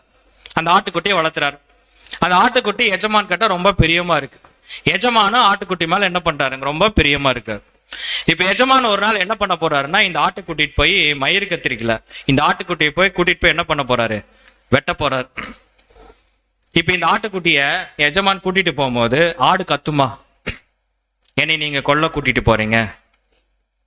இப்ப ஆடை வெட்டுறதுக்காக எல்லாம் ப்ரிப்பரேஷன் பண்றார் எஜமான். கத்தி எடுக்கிறார், ஆட்டை வெட்ட வேண்டிய இடத்துல ஆட்டை வைக்கிறாங்க. இது ஆடு ஏதாச்சும் சண்டை கட்டுமா? ஏன் ஆடு எதுக்குமே சொல்லல தெரியுங்களா? கூட்டிட்டு போறது எஜமான், வெட்டுற இடத்துல வைக்கிறது எஜமான், அது வெட்டும் போது கத்தி எடுக்கிறது யாருன்னா எஜமான். இப்ப கத்தி எடுத்துட்டு கழுத்து பக்கத்துல வருவார், அவரு கழுத்தை கரகரன்னு அறுக்க போறார். அறுக்கும் போது யாருன்னு பாத்தீங்கன்னா எஜமான். நான் செத்தாலும் பரவாயில்ல, என் எஜமானுக்கு முன்னாடி என்ன பண்ண மாட்டேன், ஒரு சத்தம் போட மாட்டேன். ஆண்டவராகிய இயேசு கிறிஸ்து அப்படிதான் இருந்தார். இது நடக்கிறது வேணா பிலாத்து அங்க இருக்கிற சோல்ஜர்ஸ், அதுக்கப்புறம் பரிசேயர்கள் சதிசேயர்கள் யூத ஜனங்களா இருக்கலாம். ஆனா அவருக்கு தெரியும் இதை அனுமதிச்சது யார் அப்படின்னு பாத்தீங்கன்னா பிதாவாகிய தேவன். தன்னை அவர் பாதுகாக்கவும் இல்லை, தனக்காக அவர் வாதிக்கவும் இல்லை. அவர் என்ன பண்ணார்னா அமைதியாக தான் இருந்தார். ஆனா அவர் மேல எந்த குற்றமும் இல்லை. இது சிச்சுவேஷன் நம்பர் 3. Last situation. இது ரொம்ப ஹையஸ்ட் சிச்சுவேஷன். ஆண்டவராகிய இயேசு கிறிஸ்து அவர் கடைசியாக சிலுவையை சுமந்துட்டு போறார். பிலாத்துக்கு அரண்மனையிலிருந்து கொல்கதா மலைக்கு 1.5 மைல் என்ன பண்றாருன்னா நடந்து போறார். சிலுவையை சுமக்கிறார், விழுகிறார், திருப்பி என்ன பண்றாரு, மீண்டும் எழுந்து சிலுவையை சுமந்துட்டு போறார். நிறைய பெயின் அவருக்கெல்லாம் இருந்துட்டு இருக்கும். ஒரு டைம் வருது, அந்த டைம்ல மிகுந்த சத்தமிட்டு கூப்பிடுறார். பாருங்க, மத்தேயு 27ஆம் அதிகாரம் 46ஆம் வசனம். மத்தேயு 27ஆம் அதிகாரம் 46ஆம் வசனம். 9ஆம் மணி நேரத்தில் இயேசு ஏலி ஏலி லாமா சபக்தானி என்று மிகுந்த சத்தமிட்டு கூப்பிட்டார். அதற்கு என் தேவனே என் தேவனே ஏன் என்னை கைவிட்டீர் என்று அர்த்தமாம். பாருங்க, பிலாத்து முன் விசாரணை செய்கின்ற பொழுது அமைதியாக இருந்தார். இவரை நிறைய கொடுமைப்படுத்தினாங்க, அவமானப்படுத்தினாங்க, ஒரு வார்த்தையும் இவர் பேசவே இல்லை. ஆனா 9ஆம் மணி நேரத்துல என்ன ஆயிடுச்சுன்னு பாத்தீங்கன்னா, ஆண்டவராகிய இயேசு கிறிஸ்து ஏலி ஏலி லாமா சபக்தானி என்று கூப்பிட்டாரா, இல்ல மிகுந்த சத்தமிட்டு கூப்பிட்டாரா? யாருக்கு சத்தம் போட்ட? எதுக்காக சத்தம் போட வேணும்? சத்தம் போடாம இறந்திருக்கலாம்ல, அமைதியாகவே இறந்திருக்கலாம்ல. நான் கேட்கிற கேள்வி உங்களுக்கு புரியும். அமைதியாகவே இறந்திருக்கலாம்ல. இல்ல கொஞ்சமா சத்தம் போட்டிருக்கலாம்ல, இல்ல சத்தம் போட்டு மறித்தார். அது ஏன் மிகுந்த சத்தமிட்டார்? அப்ப அவர் மிகுந்த சத்தமிட்டார்னா யாருக்கு இது கேட்க வேண்டும் நினைக்கிறார்? இது தேவனுக்கு கேட்க வேணும்னா மனசுக்குள்ளே பேசின தேவனுக்கு தெரியாதா? இல்ல அங்க இருக்கிற ஜனங்கள் கேட்க வேண்டும் என்று சத்தம் விட்டாரா? மிகுந்த சத்தம் போட்டா ஜனங்கள் இவர் பரிசுத்தர்னு சொல்லி இறக்கியே விட போறாங்க. எதற்காக மிகுந்த சத்தமிட்டார்? ஒரு எக்ஸாம்பிள் நான் சொல்றேன், டெமான்ஸ்ட்ரேஷன். ஒரு சேஃப்டி பென் இருக்குன்னு வச்சுக்க. யார் குண்டிஸ் யூஸ் பண்றதுல சேஃப்டி பென் கையில லைட்டா குத்துச்சுன்னா நம்ம என்ன பண்ணுவோம்? யாருக்குமே குத்துனது இல்லையாட்டிருக்கு. இப்போ நம்ம சுகர் பேஷண்டா இருக்குன்னு வச்சுக்கோங்க, சுகர் டெஸ்ட் பண்றதுக்காக சின்ன நூடுல் எடுத்து இப்படி குத்துவாங்க. சுகர் இருக்குங்க எங்களுக்கு தெரியாதுன்றீங்களா? ஒரு ஒரு ஒரு சின்ன குத்துனா நம்ம என்ன அந்த செகண்ட் என்ன சொல்லுவோம்? நம்ம வருது சும்மா ஆமா, அது என்ன இஸ் பெயின், அவ்வளவுதான். ரொம்ப சிம்பிள். என்னது? அது ஒரு சின்ன பெயின். அப்படின்னா ஒரு சின்ன பெயின். கொஞ்சம் வெஜிடபிள்ஸ் கட் பண்ணும் போது கத்தி அறுத்துட்டு என்ன பண்ணுவோம்? வேண்டாம் சவுண்ட் இழுது, ஓகே வேண்டாம். அப்போ ஏன் அந்த சவுண்ட் இன்க்ரீஸ் ஆகுது அப்படின்னு கேட்டீங்கன்னா பெயின். நீங்க நல்லா புரிச்சுங்க, பெயின். கண்டிப்பா ஒரு நமக்கு பிடித்தவர்கள் உலகத்துல சொல்ற திடீர்னு அவங்களுக்கு ஒரு மரண செய்தியோ ஒரு ஆக்சிடென்டோ கேட்டா திடீர்னு எமோஷனா என்ன பண்ணுவாங்க? கத்திடுவாங்க. ஏன் கத்துறாங்க? Unexpected pain.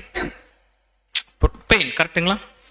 இப்ப ஆண்டவராகிய இயேசு கிறிஸ்து அவருக்கு பெயின் கேட்டா கண்டிப்பா சொல்ற அவருக்கு 100% பெயின். என்ன பெயின் அப்படின்னு பார்க்கின்ற பொழுது அடிச்சதுனால வலி இல்ல, ரத்தம் ஒழுகுனதுனால வலி இல்ல, சதைகள் பிஞ்சதுனால வலி இல்ல, அவமானப்படுத்திட்டாங்க நிர்வாணப்படுத்திட்டாங்க வலி இல்ல. அவருக்கு என்ன வழி தெரியுங்களா? அப்பாவும் இவரும் பிரிஞ்சதே இல்லை.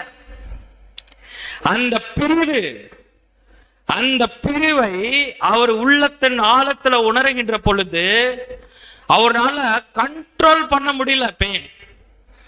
மிகுந்த சத்தம் போடுறார், அப்பா என்னை ஏன் நீங்க கைவிட்டீங்க? பிதாவே என்னை ஏன் நீங்க கைவிட்டீங்க? வேற என்ன மிகுந்த சத்தம் விட்டார்? என்னை ஏன் கைவிட்டீங்க அப்படின்னு கேட்கிறார். காரணம் என்ன? It's a love between the real father, real son.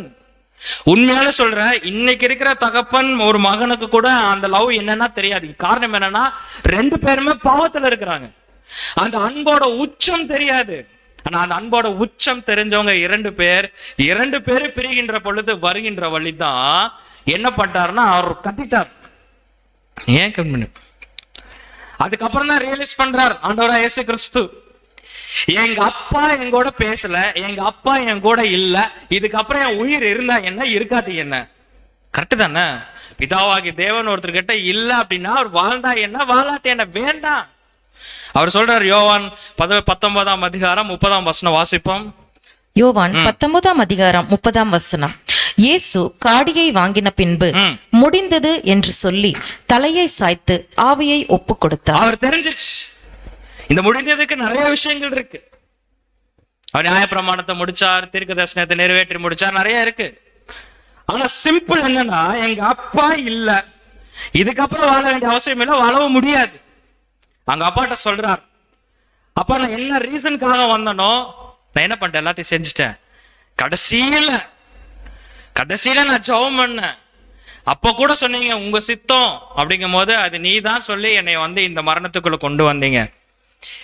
நிந்த அவமானம் அதையும் ஏத்துக்க சொன்னீங்க, அதையும் நான் ஏத்துக்கிட்டேன். கடைசியில என்னை விட்டு நீங்க என்ன பண்ணிடுவீங்க? பிரிஞ்சிருவீங்க. எனக்கு நான் அனுபவிச்ச வழியிலே பெரிய வழி, நீங்க என்னை விட்டுட்டீங்க. பரவாயில்லப்பா, இதுக்கப்புறம் நான் எதுக்கு வாழ? நீங்க இல்லைன்னா நான் எதுக்கு இந்த பூமியில வாழ வேணும்? முடிந்தது. When Jesus therefore had received the vinegar, he said it's finished. He said it's finished. And he bowed his head and gave up the ghost. Ghostனா நமக்கு தெரியும். அவர் ஆவி என்ன பண்ணினாருங்க? ஒப்பு கொடுத்தார். அவர் சொல்லும் வார்த்தை என்ன பார்த்தீங்கன்னா இட்ஸ் finished. சரி, ஓகே. ஆனா அதுக்கு முன்னாடி ஒரு வார்த்தை சொன்னாரு. சாகருக்கு முன்னாடி, இந்த வினிகர் வாங்குறதுக்கு முன்னாடி ஒரு வார்த்தை சொன்னாரு. அதுக்காக தான் இது கொடுக்கவே ஆரம்பிச்சாங்க. என்ன கொடுத்தா? இதோ நான் தாகமாய் இருக்கிறேன். எந்த தாகத்தை குறித்து பேசிட்டு இருந்தாரு? அவருடைய சரீர தாகத்தை குறித்து பேசிட்டு இருந்தார். கிறிஸ்து என்னும் சரீரத்துல தலை பினிஷ்ட். கரெக்டா? கிறிஸ்து என்னும் சரீரத்துல தலை என்ன சொல்லிட்டான்னா இட்ஸ் பினிஷ்ட். இந்த பினிஷ்டுங்கும் போது என்ன தெரியுங்களா? இவர் என்னைக்கு மரணம் அடைகிறாரோ அன்னைக்கே தேவாலயத்துல திரைச்சீலை கிழிக்கப்படுகிறது. யாரும் பரலோகம் போக முடியாத ஒரு வாய்ப்பை இட்ஸ் பினிஷ்ட் அப்படிங்கும் போது அவர் ஓபன் பண்றார். It's started. யாருக்கு ஸ்டார்ட் ஆகுதான்னு கேட்டீங்கன்னா, தலை முடிச்சாச்சு. யார் ஸ்டார்ட் பண்ண போறாங்க? சரீரம் ஸ்டார்ட் பண்ண போறாங்க. அப்ப இந்த சரீரம் ஸ்டார்ட் பண்ணுதுன்னா எங்க இருந்து ஸ்டார்ட் பண்ண வேணும்? இப்ப ஆண்டவராய் இயேசு கிறிஸ்துவோடைய வாழ்க்கையில அவர் ஞானஸ்தானத்துல இருந்து மரணம் வரைக்குமே பலி செலுத்திட்டே வந்தார். கரெக்டுங்களா? அப்ப இயேசு கிறிஸ்துவோடைய பலி சபைக்கு மட்டுமான்னு பார்த்தா இல்ல. ரேன்சம் யாருக்காக? எல்லாத்துக்காக தான் ரேன்சம். எல்லாத்துக்கும் தான் ரேன்சம். நான் மூழ்க வேண்டிய ஸ்தானம் இருக்கு, அது வரைக்கும் நான் நெருக்கப்படுகிறேன் தான் சொன்னார். ஆனா நல்லா யோசிச்சு பாருங்க, நல்லா யோசிச்சு பார்க்கலாம். மேல் வீட்டு வரையில என்ன நடக்குது? மேல் வீட்டு அறையிலான்னு பார்க்கின்ற பொழுது அங்கதான் அவர் ஸ்டார்ட் பண்றார். யாருக்குன்னு பாத்தீங்கன்னா, நான் நியாயப்பிரமாணத்தை முடிவுக்கு என்ன பண்ணுவேன்? கொண்டு வருவேன். அன்பின் பிரமாணம் ஸ்டார்ட் ஆக போகுது. இப்ப என் மாம்சத்தையும் ரத்தத்தையும் புசிங்க அப்படின்னு சொல்லி உலக ஜனங்களுக்கு சொன்னாங்களா? இல்ல அங்கிருந்த யூத ஜனங்களுக்கு இயேசு கிறிஸ்து பேசினாரா? இல்ல அங்கிருந்த சீஷருக்கு மட்டும் பேசினாரா? சீஷருக்கு மட்டும்தான். அப்ப இந்த அப்பமும் திராட்சை ரசம் யாருக்குன்னு பாத்தீங்கன்னா இப்ப எல்லாத்துக்குமே கிடையாது. பேர் கிறிஸ்தவர்களுக்கு கிடையாது. யாருக்கு மட்டும்தான்? நமக்கு மட்டும்தான். அதனாலதான் நம்ம அந்த சிச்சுவேஷன்ல எங்கிருந்து பாக்குறோம் அப்படின்னு பாத்தீங்கன்னா மேல் வீட்டு அறையில இருந்து பாக்குறோம். சோ 2 இது நம்ம முடிச்சிட்டோம். கரெக்டா? 2 இது முடிச்சு 3வது நம்ம என்ன இதுல பார்க்க போறோம்? ஏற்கனவே சொன்ன மாதிரி Y4 சிச்சுவேஷன் நமக்கு தான். இந்த Y4 சிச்சுவேஷனும் செக்லிஸ்ட் ஒன்னாதான் வரும். ஏன்னா தனித்தனி நம்ம போக முடியாது. சரிங்களா? இப்போ நம்ம யார்? இயேசு கிறிஸ்து யாருன்னு பார்த்துட்டோம். இப்போ நம்ம யார் அப்படின்னு பார்க்கின்ற பொழுது ரீபின்ஸ் நம்பர் 3364 தி லார்ட் சப்பர் அப்படிங்கிற ஒரு டைட்டில்ல சகோதரர் ஒரு வார்த்தை கொடுக்கிறார். we are mystical members அப்படிங்கிறார். மர்மமான உறுப்பினர்கள். ஏன் மர்மமான உறுப்பினர்கள் அப்படின்னா, நம்ம இயேசு கிறிஸ்துக்காக அர்ப்பணிக்கிறோம், தியாகம் செய்கிறோம், அவரோட உடைக்கப்படுகிறோம் அப்படிங்கிறது இங்க இருக்கிற நிறைய பேர்த்துக்கு தெரியாது. நம்ம மர்மமா மிஸ்டிக்கலா என்ன பண்ணிட்டு இருக்கிறோம்? செஞ்சிட்டு இருக்கிறோம். we are mystical members அப்படிங்கிறார். ரீபின்ஸ் நம்பர் 3364ல தி லார்ட் சப்பர் அந்த ரீபின்ஸோட டைட்டில். அவரோடு நம்ம என்ன பண்ண போறோம்னா உடைக்கப்படுகிறோம். நம்ம என்ன ஸ்பெஷல்? நம்ம எதுல ஸ்பெஷலா இருக்கிறோம்? இயேசு கிறிஸ்து ஸ்பெஷல் பார்த்துட்டோம். அவர் யார் அப்படின்னு. நம்ம என்ன ஸ்பெஷல் பாருங்க. யாக்கோப்பு 1:18 வாசிப்போம். யாக்கோப்பு 1:18 அவர் சித்தம் கொண்டு தம்முடைய சிருஷ்டிகளில் நாம் முதற் பலன்களாகுவதற்கு நம்மை சத்திய வசனத்தினாலே ஜெனிப்பித்தார். அன்பான சகோதர சகோதரி, நம்ம மிஸ்டிக்கல் மெம்பர்ஸ் சொன்னோம்ல, ஒரு செகண்ட் யோசிச்சு பார்ப்போம், ஒரு நிமிஷம் யோசிச்சு பார்ப்போம். இன்னைக்கு சத்திய வசனத்தினால யார் ஜெனிப்பிக்கப்பட்டார்கள்? உலக ஜனங்களா? பெயர் கிறிஸ்தவர்களா? இல்ல. தேவன் எவ்வளவு பெரிய கிருபை கொடுத்திருக்கிறார் நமக்கு. we are a mystical members. நம்ம உடைக்கப்படுகிறோம். எப்படி இருக்கும்? அப்போ அன்பான சகோதர சொல்ல, நாமும் இந்த 4 சிச்சுவேஷனுக்குள்ள நம்ம வாழ்க்கையில கடந்து வர போகிறோம். இந்த 4 சிச்சுவேஷன் கடந்து வராமல் எப்படி இயேசு கிறிஸ்து முடிந்ததுன்னு சொன்னாரோ அதை நம்மளால என்ன பண்ண முடியாது? சொல்லவே முடியாது. இப்ப நம்ம பார்க்க போற 4 சிச்சுவேஷன்லயும் இன்னைக்கு இந்த பாத்திரத்துல பானம் பண்றதுக்கு முன்பாகவும் புசிக்கிறதுக்கு முன்பாக இந்த 4 சிச்சுவேஷன்ல எந்த சிச்சுவேஷன் நம்ம இருக்கிறோம், எங்க ஸ்ட்ரக் ஆயிட்டு இருக்கிறோம் என்பதை புரிந்து கொள்ள வேண்டும். ஃபர்ஸ்ட் சிச்சுவேஷன் என்ன? ராபோஜம், லாஸ்ட் சப்பர், கடைசியான இரவு உணவு. என்ன நடந்துச்சு அந்த லாஸ்ட் இதுல? ஏன்னா சிச்சுவேஷன் திருப்பி போக முடியாது, ஏற்கனவே படிச்சிட்டோம். ஒருத்தர் மறுதளிக்கிறவர், ஒருத்தர் விற்க போகிறவர், ஒருத்தங்க இயேசு கிறிஸ்துவோடைய ரைட் சைடில் உட்கார வேண்டும், லெஃப்ட் சைடு உட்கார வேண்டும் ஆசைப்படுறாங்க. உயர்ந்த ஸ்தானத்துக்காக எல்லாம் ஆசைப்பட்டுட்டு இருக்கிறாங்க. எல்லாரும் ஓடி போறாங்க. அந்த மாதிரி கண்டிஷன்ல தான் யார் இருந்தான்னு பாத்தீங்கன்னா சீஷர்கள் இருந்தாங்க. Okay right. இப்ப சீஷர்கள் அப்படி இருக்கட்டும். இப்ப நாமும் அந்த சிச்சுவேஷன்ல கடந்து வர போகிறோம். இப்ப இந்த இடத்துல நல்லா புரிஞ்சுங்க, இந்த இடத்துல நம்ம எல்லாம் இங்க ஒரு 150 பேர் 200 பேர் உட்கார்ந்துருக்கோம். இங்க இருக்கிற 200 பேரும் யாருன்னு பார்க்கின்ற பொழுது மிஸ்டிக்கல் மெம்பர்ஸ். கரெக்டுங்களா? நம்ம தான் சத்திய வசனத்தினால ஜெனிப்பிக்கப்பட்டவர்கள், நம்ம தான். இங்க தான் இயேசு கிறிஸ்துவோடைய மர்ம உறுப்பினர்கள், நம்ம தான். நம்ம தான் அர்ப்பணிக்கப்பட்டவர்கள், நம்ம தான் தியாகம் செய்ய போகிறவர்கள், நம்ம தான். நம்ம 200 பேர் மட்டும்தான். என் வீட்டில் எங்க அம்மா இருக்கிறாங்க, எங்க அம்மா கிடையாது. உதாரணத்துக்கு சொல்றேன், என் வீட்டில் ஹஸ்பண்ட் இருப்பாங்க சில பேர்த்துக்கு பேப்டிசம் எடுக்காம, அவங்க கிடையாது. வீட்டுல மனைவி இருப்பாங்க பேப்டிசம் எடுக்காம, அவங்க கிடையாது. நம்ம தான், இப்ப இருக்கிற நம்ம 200 பேர் தான்.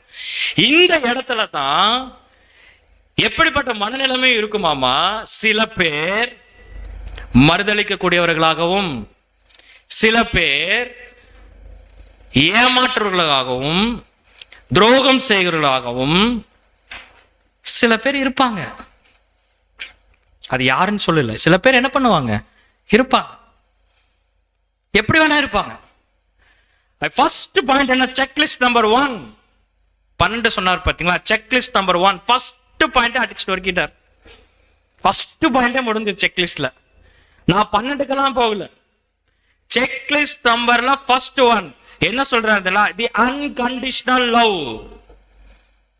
Unconditional love. அன்கண்டிஷனல் லவ்னா என்னது? எதையும் எதிர்பார்க்காத அன்பு. மாறிடுச்சு. ஓகே, எதையும் எதிர்பார்க்காத அன்பு, அன்கண்டிஷனல் லவ். பாருங்க, யோவான் 13ஆம் அதிகாரம் 34ஆம் வசனம். யோவான் 13ஆம் அதிகாரம் 34ஆம் வசனம். நீங்கள் ஒருவரில் ஒருவர் அன்பாயிருங்கள், நான் உங்களில் அன்பாயிருந்தது போல. சொல்றேன், நான் உங்களிடத்தில் அன்பாய் இருந்தது போல நீங்களும் ஒருவரில் ஒருவர் அன்பாயிருங்கள் என்கிற புதிதான கட்டளையை உங்களுக்கு கொடுக்கிறேன். புதிதான கட்டளையை உங்களுக்கு. சரி, அதுதான் ஏன் இந்த மேல்வீட்டு அறையில சொன்னா புதிதான கட்டளை எங்க கொடுக்கிறாரு? மேல்வீட்டு அறையில கொடுக்கிறார். நியாய பிரமாணத்தை என்ன பண்றாருன்னா முடிவை கொண்டு வந்துட்டு, கல்வாரி சிலுவை தான் முடிவுல வரும். பட் இங்கே அவர் ஆரம்பிக்கிறார், நான் உங்களுக்கு ஒரு புதிய கட்டளை கொடுக்கிறேன். என்ன கட்டளைனா, நீங்கள் ஒருவர் ஒருவர் அன்பாயிருங்கள். என்ன ஒரு கட்டளை அங்க கொடுக்கிறார் பாருங்க. என்னது அப்படின்னா, நமக்குள்ள துரோகிகள் இருப்பாங்க, ஏமாற்றர்கள் இருப்பாங்க. நான் பொசிஷன் போக வேண்டும், நான் தான் செய்ய வேண்டும், என்னை விட்டுட்டு எப்படி, இவங்களுக்கு இது பார்த்தாது அது பார்த்து, நிறைய தாட்ஸ், நிறைய ஈவில் தாட்ஸ் இருக்கும். எல்லாமே இருக்கும், இல்லாம கிடையாது, எல்லாம் இருக்கும். கோபம் இருக்கும், ரிஜெக்ட் பண்ணுவாங்க, எல்லாமே செய்வாங்க. பிரதர் அவர் ரிஜெக்ட் பண்றார் பிரதர், அவர் துரோகி பிரதர், அவர் மறுதளிக்கிற பிரதர், அவருக்கு எதுவுமே தெரியாது பிரதர், அவர் சின்ன பையன் பிரதர், அவருக்கு இன்னும் பத்தாதுங்க பிரதர், அவர் சரியில்லைங்க பிரதர், இவங்கெல்லாம் இப்படிதான் இருப்பாங்க பிரதர். இந்த மாதிரி நிறைய தாட்ஸ் வரும், நிறைய தாட்ஸ் மைண்ட்ல வரும். செக்லிஸ்ட் நம்பர் ஃபர்ஸ்ட் என்ன தெரியுங்களா? Unconditional love.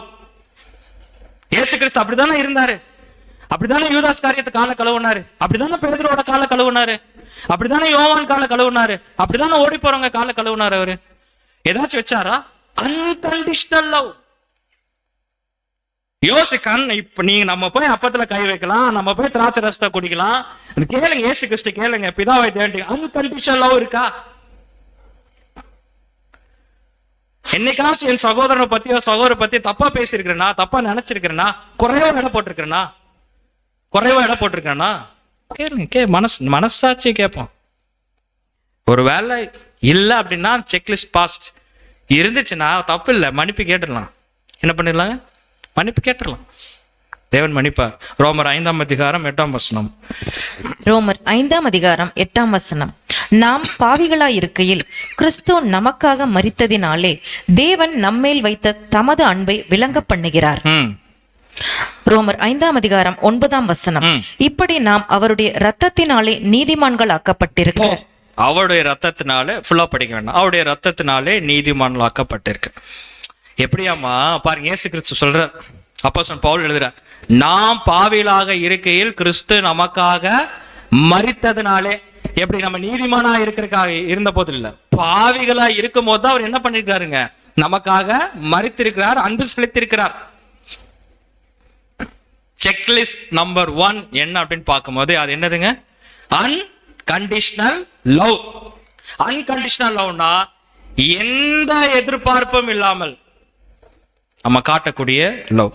செகண்ட் என்ன பார்த்தீங்கன்னா தாழ்மை. இது தாழ்மைங்கிறது அடிக்கடி நம்ம படிக்கக்கூடிய ஒரு கேரக்டர் தான் செக்லிஸ்ட்ல. ஆனால் ஒரு வசனம் வாசனம் பாருங்க, பிலிப்பியர் 2ஆம் அதிகாரம் 5ஆம் வசனம் வாசிப்போம். பிலிப்பியர் 2ஆம் அதிகாரம் 5ஆம் வசனம். கிறிஸ்து இயேசுவில் இருந்த சிந்தையே உங்களிலும் இருக்க கடவது. என்ன சிந்தனை? அதுக்கப்புறம் 2 வசனம் இருக்கு, டைம் வேறு படிக்க வேண்டாம்.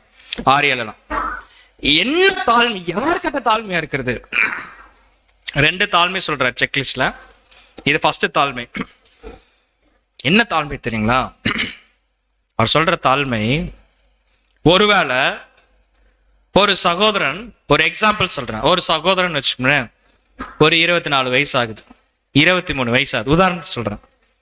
தேவனோட நல்மனசாட்சியின்படிக்கு என்ன பண்ணிடுறாருங்க, எடுத்துடுறார். எடுத்துட்டு நல்ல ஊழியம் செய்யறார், நல்ல ஊழியம் செய்யறார், பயங்கர நல்ல ஊழியம் செஞ்சுட்டு இருக்கிறார், தேவனுக்கு உண்மை யுத்தமா ஊழியம் செஞ்சுட்டு இருக்கிறார். நம்ம இந்த ட்ரூத்லே ஒரு 15-20 வருஷம் ஊழியம் செஞ்சு 40-42 வயசு ஆயிடுச்சு. எனக்கு அந்த வயசான்னு கேட்டுறாதீங்க, உதாரணத்துக்கு சொல்றேன். ஒரு 42 வயசு ஆச்சுன்னு வச்சுங்க. இப்போ மைண்ட் எப்படி வந்துடும்னா, நான் 20 வருஷமா 22 வருஷமா 25 வருஷமா ஊழியம் பண்ணிட்டு இருக்கிறேன், ஆரம்பத்துல இருந்து நான் இருக்கிறேன், நான் பார்க்கும்போது தான் ஒண்ணுமில்லாம வந்திருக்கு, இந்த பையன் இப்பதான் வந்திருக்கிறார், இப்படி ஊழியம் செய்யறார், தாட் வரும். நம்ம வராட்டி சாத்தான் என்ன பண்ணுவான், தூண்டும். மனசு எப்படி தெரியுங்களா இருக்கும்? அந்த இளம் வயது சகோதரனுடைய கால கழுவருக்கு உண்மையால சொல்ற மனசு வராது. எதுக்கு? முதல்ல அவர் எல்டர் ஆகிறதுக்கு எல்லா பொசிஷனும் இருக்கும், எல்டர் ஆகிறதுக்கு எல்லா பொசிஷனும் இருக்கு, எல்லா பொசிஷனும் எல்லா குவாலிட்டி இருக்கும். எதுக்கு இன்னும் இருக்கட்டும், ஒரு 5 வருஷம் போகட்டும். 5 வருஷம் போறதுன்னா அவர் ட்ரெயின் ஆகிருக்கல, அவர் ஆல்ரெடி ட்ரெயின். நமக்கு என்ன இல்லை, நமக்கு மனசு இல்லை. அவர் நமக்கு ஆக்சுவலா எல்டர் ஆயிட்டா யாருங்க கமெண்ட் பண்ண போறது கிடையாது, டீக்கன்னா யாரும் கமெண்ட் பண்ண போக கூடாது. அப்படி ஒரு தாட் அப்படி வர்றது ஒரு தாட். இங்க இயேசு கிறிஸ்து என்ன செஞ்சார் தெரியுங்களா? நான் ஒரு ஊழியக்காரன், எடுத்து சீலையை கட்டினார், இடுப்புல கால கழுவுனார். இங்க இருக்கிற 200 பேர்த்துல இது ரொம்ப தாழ்மையானவன்னா யார் இருக்க வேணும்னா நான் நாம சொல்ல என்னதுங்க, நான் சொல்றேன் இண்டிவிஜுவலா. இங்க இருக்கிற 200 பேர்லயே செக்லிஸ்ட் நம்பர் 2 என்ன தெரியுங்களா? நம்ம போய் அப்பம் கை வைக்கிறோமா, திராட்சை ரசம் கை வைக்கிறோமா, ஏசு கிறிஸ்து முன்னாடி சொல்லணும், ஆண்டவரே 200 பேர் ஐக்கியமா இருக்கிறோம், இந்த 200 பேர்த்துல மனதளவிலையும் சிந்தனையிலையும் மிகவும் தாழ்மையுள்ளவனா யாருன்னா நான் தான். அப்படி இருந்துச்சுன்னா கை வைப்போம். Checklist number 2. ஒரு வசனம் கூட வாசிக்கலாம் பாருங்க, மார்க் 10ஆம் அதிகாரம் 45ஆம் வசனம். மார்க் 10ஆம் அதிகாரம் 45ஆம் வசனம். அப்படியே மனுஷகுமாரனும் ஊழியம் கொள்ளும்படி வராமல் ஊழியம் செய்யவும் அநேகரை மீட்கும் பொருளாக தம்முடைய ஜீவனை கொடுக்கவும் வந்தார். எப்படி மனுஷகுமாரன் ஊழியம் கொள்ளும்படியா வந்தாரா? இல்ல, மனுஷகுமாரன் ஊழியம் கொள்ளும்படி வரல. என்ன பண்ணாருங்க? ஊழியம் செய்யும்படி வந்தார். ஊழியம் செய்யற தாட் எப்படி தெரியுங்களா இருக்கும்? ரொம்ப தாழ்மையா என்ன பண்ணிடுவாங்க, போயிடுவாங்க. 3வது தி ஃபர்கிவிங் ஸ்பிரிட், மன்னிப்புக்குரிய மனம் 3வது கொடுக்குறாரு. எது மேல்டிட்டரியில தான் பேஸ் பண்ணி நம்ம பேசிட்டு இருக்கிறோம். துரோகம், எல்லாரும் துரோகம் செய்யறாங்க, எல்லாரும் ஏமாத்துறாங்க. எல்லாருன்னா ஒரு எக்ஸாம்பிள் சொல்றேன். எல்லாரும் இன்னைக்கு பிரதர் பேசிட்டு இருப்பாங்க, நாளைக்கு அவங்க தான் நம்மளை பத்தி என்ன பண்ண போறாங்க, தப்பா பேச போறாங்க. இன்னைக்கு ஒன்னா இருப்பாங்க, அடுத்த வருஷம் ஒன்னா இருப்பாங்க, நமக்கு தெரியாது. ஆனா ஹர்ட் பண்ணுவாங்க, நம்ம கண்ணீர் வர வைப்பாங்க, நம்மளை முகத்தை மாத்திட்டு போவாங்க. என்ன வேணா நடக்கும். ஈவன் நான் கூட செய்ய மாட்டேன், உதாரணம் சொல்றேன். என்ன வேணா நடக்கலாம், எப்படி வேணா நடக்கலாம். ஆனா மனசுல என்ன தெரியுங்களா வேணும்? சிஸ்டர், பிரதர், என்ன ஏசி ரொம்ப கூலிங்கா இருக்கு எனக்கு. என்ன நடந்தாலும் சரி, நீங்க எப்படி நீங்க துரோகம் செஞ்சாலும் சரி, நீங்க என்ன பண்ணாலும் சரி, நான் என்ன பண்ணிடுறேன், மன்னிச்சர், ஃபர்கிவ். அப்போ இதே 200 பேர் தான். 200 பேர்ல இங்க 200 பேர்த்துக்கிட்டையும் ஐ எம் அ காம்ப்ரமைஸ் புரிஞ்சுங்களா? காம்ப்ரமைஸ். 200 பேர்த்துட்டு நான் காம்ப்ரமைஸா இருக்கிறேன். என்னுடைய சகோதரன் சகோதரன் ஒரு சின்ன சலனம் கூட எனக்கு இல்லை. இருந்துச்சுன்னா நான் போய் அந்த அப்பத்தையும் திராட்சை ரசத்தையும் கை வைக்கும் போது அது எனக்கு எப்படி இருக்குங்க? கரெக்டு தானே? எப்படி இருக்கும்? ஏங்க, ஏசு கிறிஸ்து என்ன சொன்னாரு? அப்பா, நம்ம 2 பேரும் ஒன்னா இருக்கிறது போல இவர்களும் நம்ம கூட ஒன்னா இருக்கட்டும் சொன்னார்ல. நம்ம தானே மிஸ்டிக்கல் மெம்பர்ஸே. அப்ப நம்ம ஏதாச்சும் ஒரு சின்ன சலன, ஒரு சின்ன கரை ஏசு கிறிஸ்து கிட்ட போய் சேர்த்த முடியுமா? கம்ப்ளீட்டா ஒண்ணுமே முடியாது. ஸோ மேல் வீட்டறையில 3 பார்த்துட்டோம். ஒருவேளை 3 நம்மகிட்ட இருந்துச்சுன்னா தாராளமா கை வைக்கலாம். அது நமக்கு ஆசீர்வாதமா இருக்கும். இல்லைன்னா மன்னிப்பு கேட்டுடலாம். மன்னிப்பு கேட்கறதுக்கு தான், திருப்பி செய்யாம இருக்கிறதுக்கு. அடுத்தது எங்க வரும் அப்படின்னு பார்த்தீங்கன்னா கெத்சமனே. கெத்சமனேலையும் இங்கே ஒரு செக்லிஸ்ட் நம்பர் 2, அதாவது 2னா அந்த சிச்சுவேஷன் 2ல கொடுக்குறாரு. 4th ஒன்று என்ன கொடுக்குறாரு அப்படின்னா இங்க ஒரு தாழ்மை கொடுக்குறார். அந்த தாழ்மை எதற்காகனா என் சகோதரர்கள் மத்தியில் நான் எப்படி இருக்க வேண்டும் ஒரு தாழ்மை. இங்க இருக்கிற ஒரு தாழ்மை எப்படி கொடுக்குறாருன்னா, இன்னைக்கு சில நேரத்துல சில சூழ்நிலைகள்ல எல்லாருமே சூழ்ந்திருந்தாலும் நம்ம வாழ்க்கை கெத்செமனே போல இருக்கும். தாங்க முடியாத ஒரு பாரம், தாங்க முடியாத ஒரு தனிமை, யாரும் நம்மளை புரிஞ்சுக்க மாட்டாங்க. ஒரு பாரம் நம்மளை போட்டு அமுக்கும், இருள் நம்மளை போட்டு அமுக்கும், ஒரு அமைதி நம்மளை போட்டு அமுக்கும். நம்ம ட்ரூத்ல வந்தது சரியா தவறாங்கிற தோன்ற அளவுக்கு நம்மள ஒரு நெருக்கம் வரும். அப்படி ஒரு நெருக்கம் நம்ம வாழ்க்கையில வந்துச்சு அப்படின்னா என்ன பண்ணுவோம்? ஒரு நெருக்கம் வந்துச்சு என்ன பண்ணுவோம்? அதான் சொல்றாரு, go and submit yourself to God. பிலிப்பியர் 2ஆம் அதிகாரம் 8ஆம் வசனம். பிலிப்பியர் 2ஆம் அதிகாரம் 8ஆம் வசனம். அவர் மனுஷ ரூபமாய் காணப்பட்டு மரண பரியந்தம், அதாவது சிலுவையின் மரண பரியந்தமும் கீழ்ப்படிந்தவராகி தம்மை தாமே தாழ்த்தினார். இதை என்ன சொல்றாருன்னா சப்மிஸ் பண்ணிருங்க, சப்மிசிவ் அப்படிங்கிறார். தேவன்கிட்ட சொல்லிருங்க, அப்பா என்ன இருள்பா, பயங்கர இருள், பயங்கர அமைதி, என்னால ஒரு ஸ்டெப் கூட மூவ் பண்ண முடியல, என்ன பண்ணாலும் குற்றம் சொல்றாங்க, என்னை வேதனைப்படுத்துறாங்க, யாரும் எனக்கு சப்போர்ட் இல்ல, வீட்டுல மனைவி சப்போர்ட் இல்ல, கணவன் சப்போர்ட் இல்ல, இங்க சகோதரர்கள் சப்போர்ட் இல்ல, சகோதரி சப்போர்ட் இல்ல, கூட இருந்தவரை ஏமாத்துறாரு, கூட இருக்கிறவரை என்னை திட்டுறாரு, குற்றப்படுத்துறாங்க, ரொம்ப பெயின்ஃபுல்லா இருக்கு, இருளா தோணுது எனக்கு. அப்படி ஒரு கண்ணீர் வருகின்ற பாரம், கெத்செமனே பாரம் வருது இல்ல, அந்த பாரம் நம்ம முதுகுல வருது இல்ல, அப்ப போய் அப்பாட்ட என்ன சொல்லலாம்னா, நான் உன்கிட்ட சப்மிசிவ். என் சப்மிஷன் என்ன தெரியுங்களா? எழுதி வைக்கிறது. சப்மிட் யுவர் சப்ஜெக்ட் ஸ்கூல்ல எல்லாம் சொல்லுவாங்க தெரியுங்களா? எழுதி என்ன பண்ணீங்க வைங்க. எழுதி என்ன வைக்கிறேன்னா, இத்தனை பாரத்தையும் நான் தாங்கி தாங்கி தாங்கி நான் என்ன பண்றேன், அந்த பாரத்தை எல்லாம் உங்கள்கிட்ட நான் போய் என்ன பண்றேன், சப்மிட் பண்றேன். I am submitting. என் அழுகையை சப்மிட் பண்றேன், என் வலியை சப்மிட் பண்றேன், என் கண்ணீரை நான் சப்மிட் பண்றேன். ஏன்னா நீங்க தான் எனக்கு அது கொடுக்குறீங்க. யாக்கோபு 4ஆம் அதிகாரம் 10ஆம் வசனம். யாக்கோபு 4ஆம் அதிகாரம் 10ஆம் வசனம். கர்த்தருக்கு முன்பாக தாழ்மைப்படுங்கள், அப்பொழுது அவர் உங்களை உயர்த்துவார். பாருங்க என்ன சொல்ற, கர்த்தருக்கு முன்பாக என்ன பண்ணுங்கன்னா தாழ்மைப்படுங்கள் அப்படின்னு சொல்றாரு. Completely submissive. கெத்செமனே வாழ்க்கை. Checklist number 5 very very important. என்ன சொல்றாருன்னா, சரி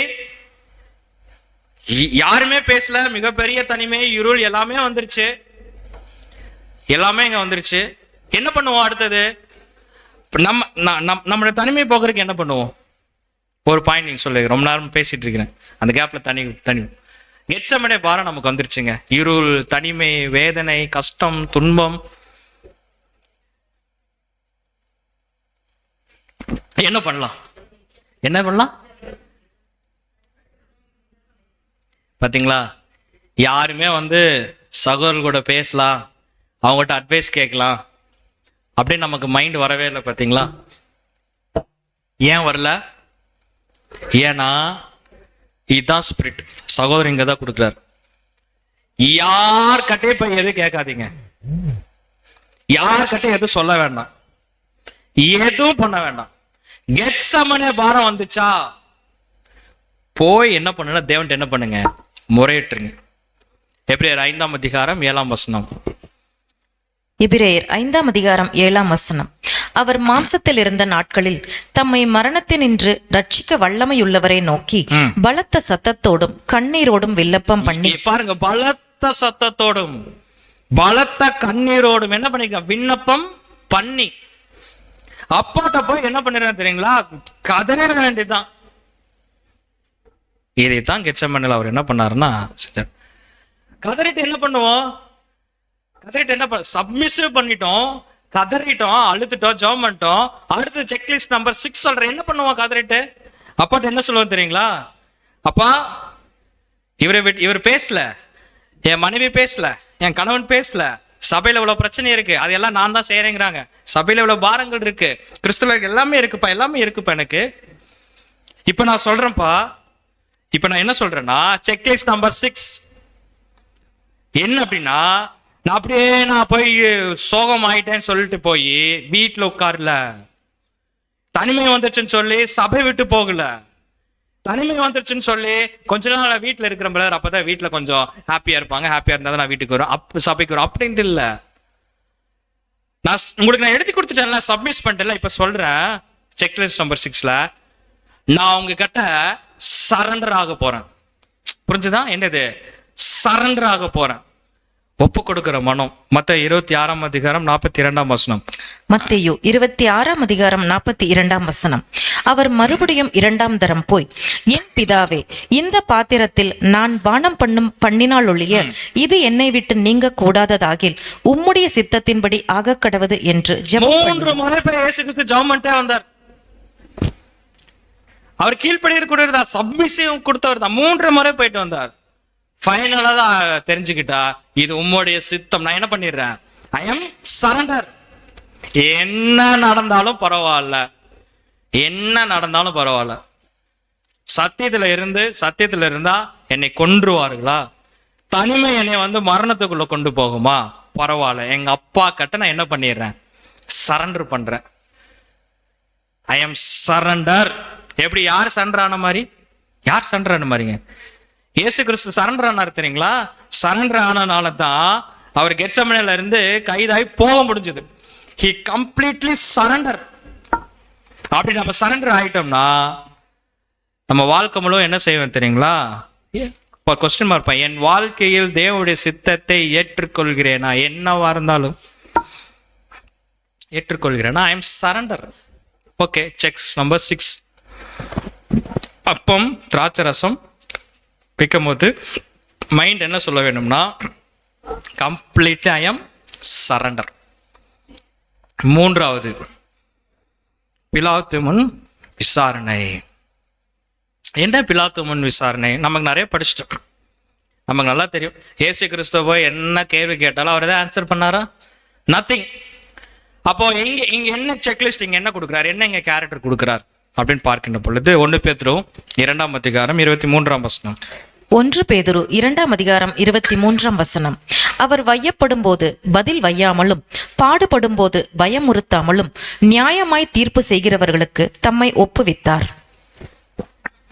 பாருங்க என்னதாமா செக்லிஸ்ட் நம்பர் 7ல அருமையா சொல்றார், சைலன்ஸ் அண்டர் பிரஷர். என்னதுங்க? Silence under pressure. அதாவது மிகுந்த அமைதி. என்ன மிகுந்த அமைதி? அவர் வையப்படும் போது பதில் வையாமலும் பாடுபடும் போது பயமுறுத்தாலும் நியாயமாய் தீர்ப்பு செய்வதற்கு தம்மை ஒப்புவித்தார். குற்றம் இல்லாதவர் என்ன பண்ணலன்னா பேசவே இல்லை. அன்பான சகோதர சொல்லே, நம்ம மேக்சிமம் டெம்ப்ட் ஆகி விழுகிறது இந்த ஒரு விஷயத்துல தான். நீங்க நல்லா யோசிச்சு பாருங்க, மேக்சிமம் டெம்ப்ட் ஆகி நம்ம விழுகிறது இந்த ஒரு காரியத்துல தான் விழுந்துருவோம். யாராச்சும் நம்மளை குற்றப்படுத்திட்டாருன்னு வச்சுங்களேன், நமக்கு சுருன்னு என்ன வரும் தெரியுங்களா? கோவம் வரும். என்ன போய் குற்றம் சொல்லிட்டாங்க அப்படின்ட்டு.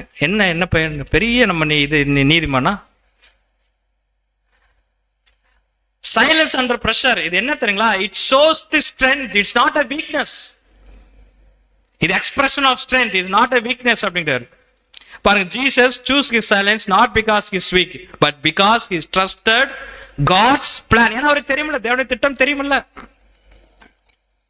தேவனுடைய திட்டத்தை தான் சீஷருக்கு எக்ஸ்பிளைன் பண்ணிட்டே வந்தார். இன்னைக்கு நான் எந்த தப்பு செய்ய, உதாரணத்துக்கு சொல்றேன், என்னை யாராச்சும் குற்றம் சொல்லிட்டாங்கன்னா நான் எனக்கு எப்படி யாரு தெரியுங்களா, ப்ரெஷர் ஆகி ஒரு மாதிரி முகமெல்லாம் மாறி கண்ணெல்லாம் செவந்து முகமெல்லாம் செவந்து இந்த கோபம் வந்து அந்த கோபத்து நிமித்தமா ரியாக்ட் பண்றது, வேற வேற மாதிரி ரியாக்ட் பண்றது. மனசாட்சி தொட்டு சொல்லுவோம், நம்முடைய மனசாட்சி தொட்டு சொல்லுவோம். நம்ம சின்ன குற்றம் சொல்லும் போது கூட அந்த குற்றத்தை நம்மளால அக்செப்ட் பண்ண முடியுமா? சாத்தான் இந்த மாமிசத்தை எப்படி கொண்டு வந்திருக்காங்க, சின்ன வயசு ஒரு குழந்தைக்கு கூட ஒரு குற்றத்தை சொன்னா அந்த குழந்தை அக்செப்ட் பண்ணாது. சரிங்களா? இதுதான் உண்மை. சீமை, பழைய ஏற்பாட்டு காலத்துல சீமை வந்து தாவீது என்ன பண்ணார் தெரியுங்களா, தூஷிச்சார். ரத்த பிரியனே அப்படின்னாரு. சுத்தி இருக்கிற தளபதிகளை யாருன்னு உங்களுக்கு தெரியும், அந்த தளபதிகளை யார் அப்படின்னு. அந்த தளபதிகளை எப்படிப்பட்டவன் தெரியுங்கன்னா, மழை காலத்துல தங்கறதுக்கு இடம் இருக்காது. உங்களுக்கு படிச்சிருக்கிறோம் நீங்க, மழை காலத்துல தங்கறதுக்கு இடம் இருக்காது. நேரா சிங்க கோகைக்குள்ள போய் ஒரு சிங்கத்தை கொண்டு போட்டு சிங்கத்தை வெளியே தூக்கி போட்டு சிங்க கோகைக்குள்ள போய் என்ன பண்ணிக்குவாங்க, உட்கார்ந்து. அப்படிப்பட்ட தளபதிகள் தான் யார் கூட இருந்தாங்கன்னா தாவீது கூட. சீமையை தூஷிக்கிறார். தாவீது ஏதாச்சும் பேசினாரா? சுத்தி இருக்கிற தளபதி நீ இப்ப சொல்லுங்க, அவன் தலையை கொண்டு வந்து என்ன பண்ற வைக்கிறேன், அவன் ஒரு செத்த நாய் அப்படிங்கிறாரு தாவீது. எப்படி? Silence under pressure. இயேசு கிறிஸ்து வாயை திறக்கவே இல்லை. Silence under pressure. நம்மளை யாராச்சும் குற்றம் சொல்லிட்டாங்களா, கண்ணை மூடிட்டு என்ன பண்ணு தெரியுங்களா, கொஞ்சம் கஷ்டமா தான் இருக்கும், கொஞ்சம் கண்ணீர் வரும், கொஞ்சம் மனசு வலிக்கும், அது கொஞ்சம் வார்த்தைகள் வராது, பரவாயில்ல பரவாயில்ல. Silence under pressure. ஆனால் அப்படி ஒருவேளை நம்ம அந்த அனுபவத்துக்குள்ளே போயிட்டு வந்தோம்னு வச்சுக்கங்களேன், இந்த அப்பத்தின் திராட்சை ரசத்தை கை வைக்கும் போது நம்ம இயேசு கிறிஸ்துக்கு என்ன சொல்லுவோம் தெரியுங்களா, தேங்க்யூ. அடுத்தது சகிப்புத்தன்மை, ரொம்ப முக்கியமானது. பாருங்க, எபிரேயர் 12ஆம் அதிகாரம் 2ஆம் வசனம். எபிரேயர் 12ஆம் அதிகாரம் 2ஆம் வசனம். அவர் தமக்கு முன் வைத்திருந்த சந்தோஷத்தின் பொருட்டு அவமானத்தை எண்ணாமல் சிலுவையை சகித்து தேவனுடைய சிங்காசனத்தின் வலது பாரிசத்தில் வீற்றிருக்கிறார். பாருங்க, அவமானத்தை பொருட்படுத்தாமல் என்ன பண்ணிருக்காங்க, சகித்தார். அவமானத்தை பொருட்படுத்தாமல் சகித்தார். எவ்வளோ பெரிய விஷயம். சமய காலமா நம்ம எக்லிஷாக்குள்ளே ஒரு சின்ன டிஸ்டர்பன்ஸ். நம்ம எக்லிஷானா பொதுவாக நம்ம ஐக்கியத்துக்குள்ளே சின்ன ஒரு டிஸ்டர்பன்ஸ். என்ன ஒரு டிஸ்டர்பன்ஸ் அப்படின்னா, நமக்கு தெரியும், அதெல்லாம் நம்ம கிராஸ் பண்ணி தான் வந்திருக்கிறோம். ஒரு எல்டர் ஆகலை, ஒரு எக்ஸாம்பிள் எலெக்ஷன், அப்புறம் ஏன்னா நம்ம அதனால யூத் கன்வென்ஷன் கூட நடக்கலன்னு உங்களுக்கு தெரியும். ஒரு எல்டர் ஆகலை, அந்த பொசிஷன் கிடைக்கல.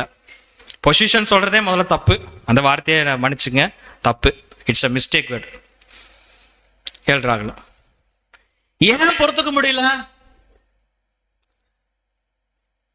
பாருங்க. ஆக்சுவலா அது ஒண்ணுமே கிடையாது, ஒண்ணுமே இல்லாத விஷயத்த அது அனுபவிச்சாச்சு. அது ஆக்சுவலா அனுபவிச்சுன்னு சொல்றதும் தப்பு.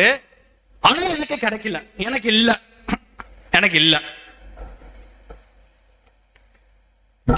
கம்ப்ளீட்லி என்ன ஆகுதுன்னா இங்க மிஸ்டேக் ஆகுது. ஒழுக்கமும் கிரையுமா நடக்க கடவுது. அதுக்கு 7ஆம் தூதன் சொன்னது என்ன தெரியுங்களா, எல்லாமே ஒழுக்கம் கிரையுமா நடக்க வேண்டும், எஸ்பெஷலி எலெக்ஷன் அப்படின்னாரு. இது எலெக்ஷன் ஒரு சகோதரனுடைய கேரக்டர் அப்படியே ரிவீல் பண்ணுது.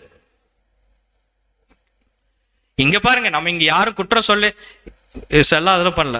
தேவன் ஒரு கொடுக்குற ஒரு சின்ன ஒரு சகிப்புத்தன்மை, பரவாயில்ல, யார் கை தூக்கல, என் மேல ஏதோ மிஸ்டேக், என் சகோதர சகோதரிகள் எனக்கு லெசன் கொடுத்துருக்காங்க, அவங்க பாதத்தை நான் இந்த வருஷம் எனக்கு கொடுக்கலையா, இந்த வருஷம் நான் இன்னும் அதிகமா கழுவுறேன், இன்னும் நான் அன்பு செலுத்துறேன், பரவாயில்ல, தேவன் கொடுக்கும்போது ஏன் அந்த பொறுமை இல்லை, ஏன் அந்த சகிப்புத்தன்மை இல்லை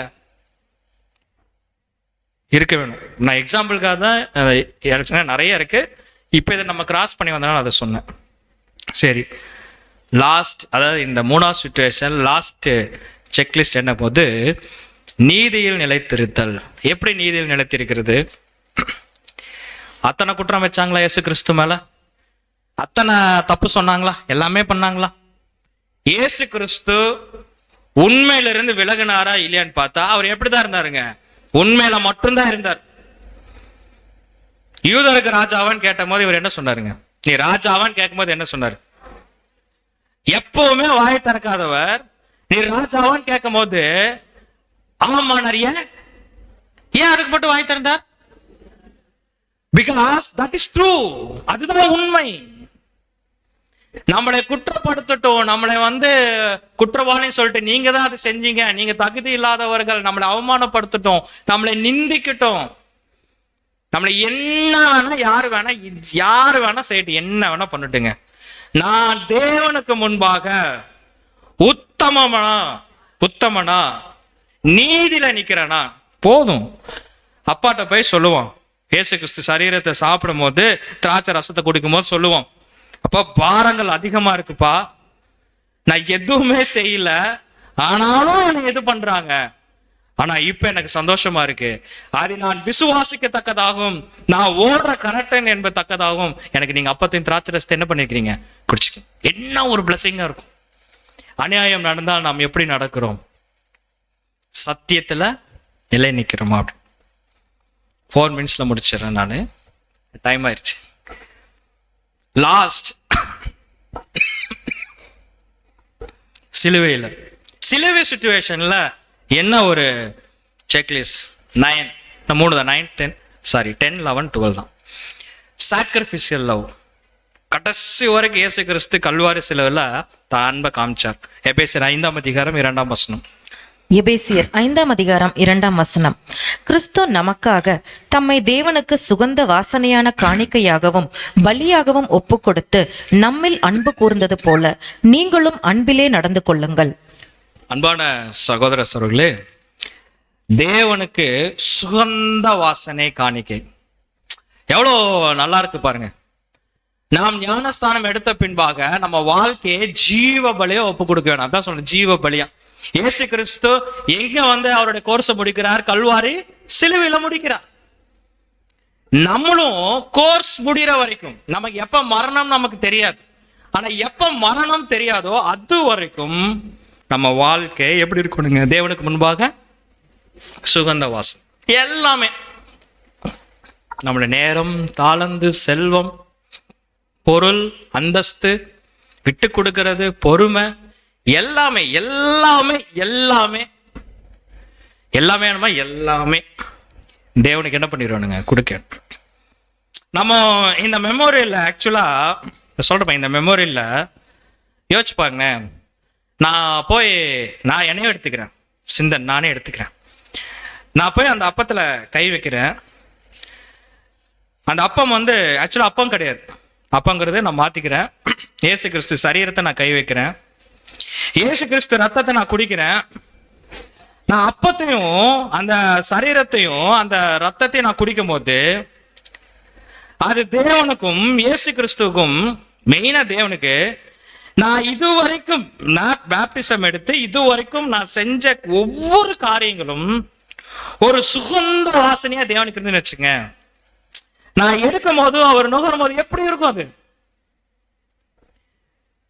நான் இது யோசிச்சு பார்த்தா நம்ம பலிகள் ஏதாச்சும் ஒரு சுகந்த வாசனையா போயிருக்கோமான்னு கேட்டா நிறைய கொஸ்டின் மார்க் எனக்குள்ளேயே வருது. நான் ரொம்ப பெரியவன் அப்படின்லாம் சொல்ல, எனக்கு வருது. நம்ம யோசிப்போம் நம்ம லைஃப்ல ஒவ்வொரு காரியம், ஈச் அண்ட் எவ்ரி ஸ்டெப் தேவனுக்கு சுகந்த வாசனையா இருக்குமா அப்படின்னு.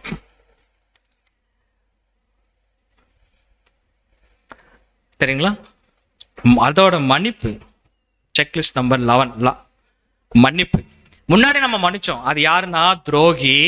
நல்லா பாருங்க, துரோகி, கூட இருக்கிறவங்க, ஏமாத்துறவங்கள, நம்ம கூட இருக்கிறவங்க, சபையில் இருக்கிறவங்க எல்லாத்தையும் நம்ம என்ன பண்ண மன்னிச்சோம். ஆனா நம்ம சபையில இருக்கிறவங்க மட்டும்தான் நம்ம மன்னிக்க வேண்டுமா? பக்கத்து வீட்டுல, ஆபீஸ்ல, வேலை செய்யற இடத்துல, ரோட்ல போகும்போது நம்ம வண்டியில ஹிட் பண்ணவங்கள, அவங்களெல்லாம் நம்ம மன்னிக்க வேண்டாமா?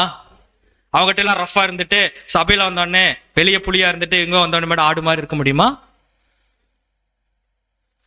எல்லாத்தையும் மன்னிக்க வேணும், எல்லாத்தையும் மன்னிக்க வேணும். ஃபர்கிவ்னஸ். எவனா? நம்முடைய எதிரிய கூட நம்ம என்ன பண்ணணும் தெரியுங்களா? மன்னிக்க வேண்டும். யாரா இருந்தாலும், அதான் சொல்றேன், யாரா இருந்தாலும் மன்னிச்சிடுங்க. ஆக்சுவலா சகோதரர் எங்க என்ன சொல்றாருன்னா, சிலுவையில் பேசின 7 வார்த்தைகள் நீங்க படிச்சுக்கல. 7 வார்த்தைகள்ல ஃபர்ஸ்ட் வந்து பிதாவே அவர்களை மன்னியும் 7ஆம் தூதன் எழுதுறார். இந்த வார்த்தை ஆக்சுவலா மூலப்பிரதிகளை இல்லை, இந்த மூலப்பிரதிகளை இல்லை. ஆனாலும் இயேசு கிறிஸ்து மன்னிக்கும் தன்மை உள்ளவர். அந்த சிச்சுவேஷன் அவரை மன்னிக்கல, அது வேற. ஆனாலும் சரி, அந்த சிச்சுவேஷன் மன்னிக்கணும்னா இயேசு கிறிஸ்து எதிரிகளை மன்னிக்க மாட்டாரா? இல்ல. இயேசு கிறிஸ்து என்ன பண்ணுவாருங்க? மன்னிப்பார். அப்ப என்ன திருப்பி செக்லிஸ்ட் நம்பர் 11 என்ன சொல்லுது? அப்பம் திராட்சை ரசம் கை வைக்கிறோம், நம்ம கண்ண மூடி யோசிப்போம், நம்முடைய எதிரி எல்லாத்தையும் நம்ம மன்னிச்சிட்டோமா? மதிய எதுன்னு எழுதுறோமா? அதாவது பக்கத்து வீட்டுக்காரங்க உதாரணம் சொல்றேன்னு, அவங்களுக்கு சண்டையெல்லாம் இல்லைங்க, ஆனா பேச மாட்டாங்க, அது வேண்டாம், அது பார்த்தாலே ஒரு மாதிரி. இதே என்ன முதல்ல ஆக்சுவலா அதாவது நம்மளை நாமே நியாயம் தீர்த்துக்கிறது, சரியா இருக்கிற மாதிரி பண்ணி, அதெல்லாம் எதுவும் வேண்டாம். யாரா இருந்தாலும் நம்ம யாரை வெளிப்படுத்த போறோம் தெரியுங்களா? கிறிஸ்துவை. நம்மகிட்ட இருந்து ஃப்ராக்னஸ் வர வேண்டும்.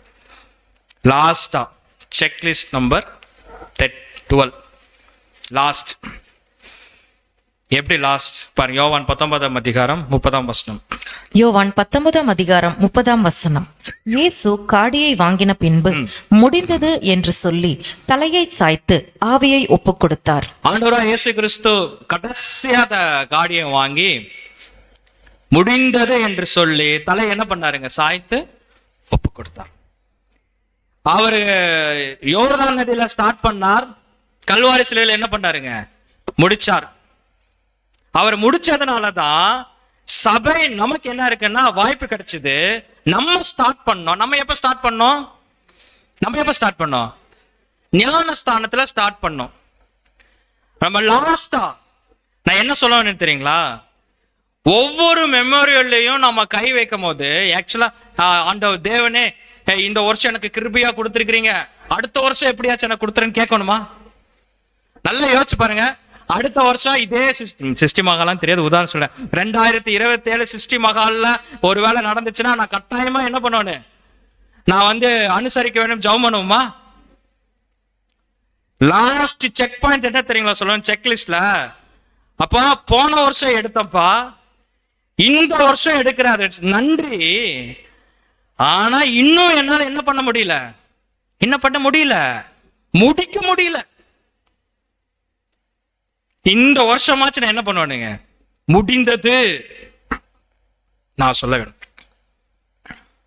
முடிந்ததுன்னு என்ன பண்ணுவேனுங்க? சொல்ல வேணும்.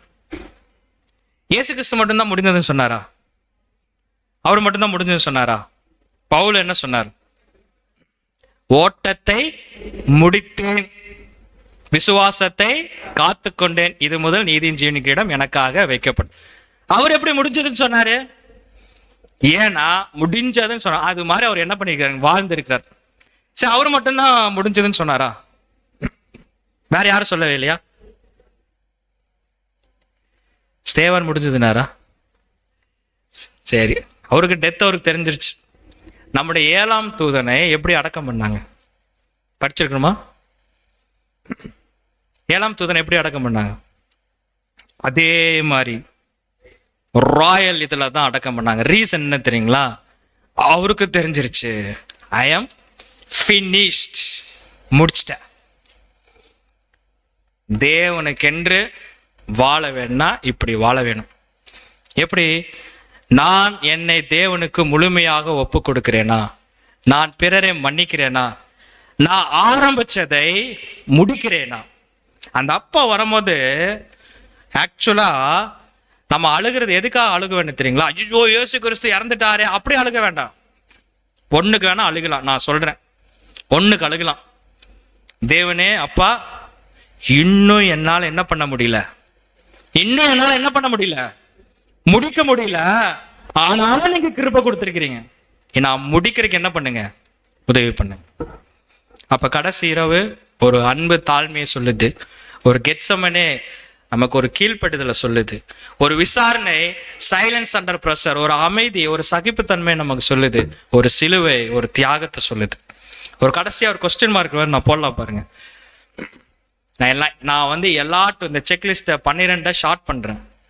என்ன அன்கண்டிஷனல் லவ், எல்லாத்துட்டும் என்னால் அன்பு வைக்க முடியுதா? தேவனுக்கு முழுமையாக சப்மிசிவ் ஆகி ப்ரேயர் பண்ணி சரண்டர் பண்ண முடியுதா? எந்த ஒரு சூழ்நிலை வந்தாலும் என்னால் சகிக்க முடியுதா? எல்லார்த்தையும் என்னால் மன்னிக்க முடியுதா? நான் தேவனை வந்து முழுமையாக கொடுத்துட்டேன்னா, இதை கொடுத்துட்டு 12 செக்லிஸ்ட் நம்ம பார்த்துட்டு அந்த பாத்திரத்திலையும் அந்த அப்பத்திலையும் அந்த திராட்சை ரசத்தில் நம்ம கை வைக்கும் போது அது இன்னும் நமக்கு பிரயோஜனம் உள்ளதாக இருக்கும் என்பதை இந்த பாடத்தின் மூலமாக பார்த்துள்ளோம். தேவன் தாமே இந்த வார்த்தை நமக்கு ஆசீர்வாதமாக தருவாராக. ஆமென்.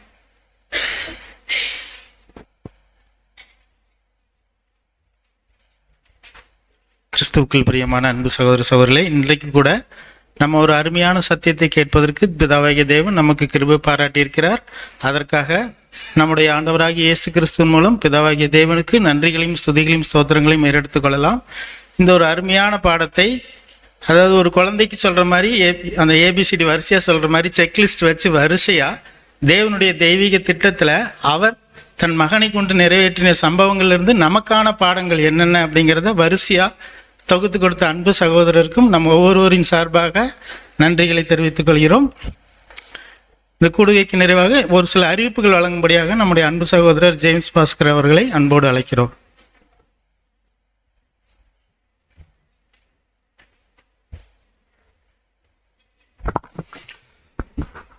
அன்புக்குரிய சகோதர சகோதரிகளே, நம்ம இப்போ டீ பிரேக் போகிறோம். டீ பிரேக் முடிச்சுட்டு நம்ம வர வேண்டிய நேரம் 12. ஸோ ஒரு 10 நிமிஷம் கொஞ்சம் ஷார்ட்டேஜ் ஆயிடுச்சு. அதனால 12 மணிக்கு அனைவரும் இடத்துல வந்து அமரும்படியாக அன்புடன் கேட்டுக்கொள்கிறோம்.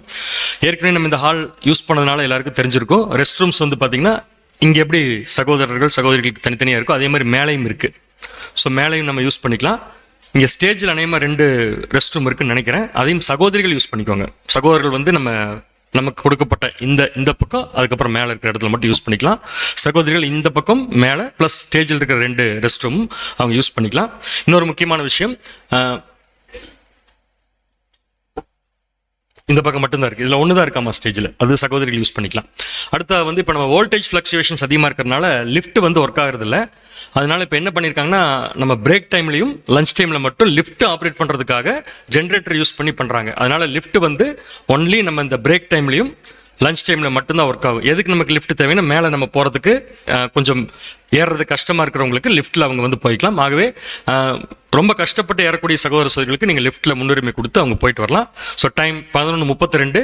12 மணிக்கு அனைவரும் அமைதியாக வந்து இடத்துல உட்கார்ந்து இதே அமைதியோடு தொடர்ந்து நம்ம இந்த நாளை நம்ம கழிப்போம். தேவன் தாமே நம்மை ஆசீர்வதிப்பாராக.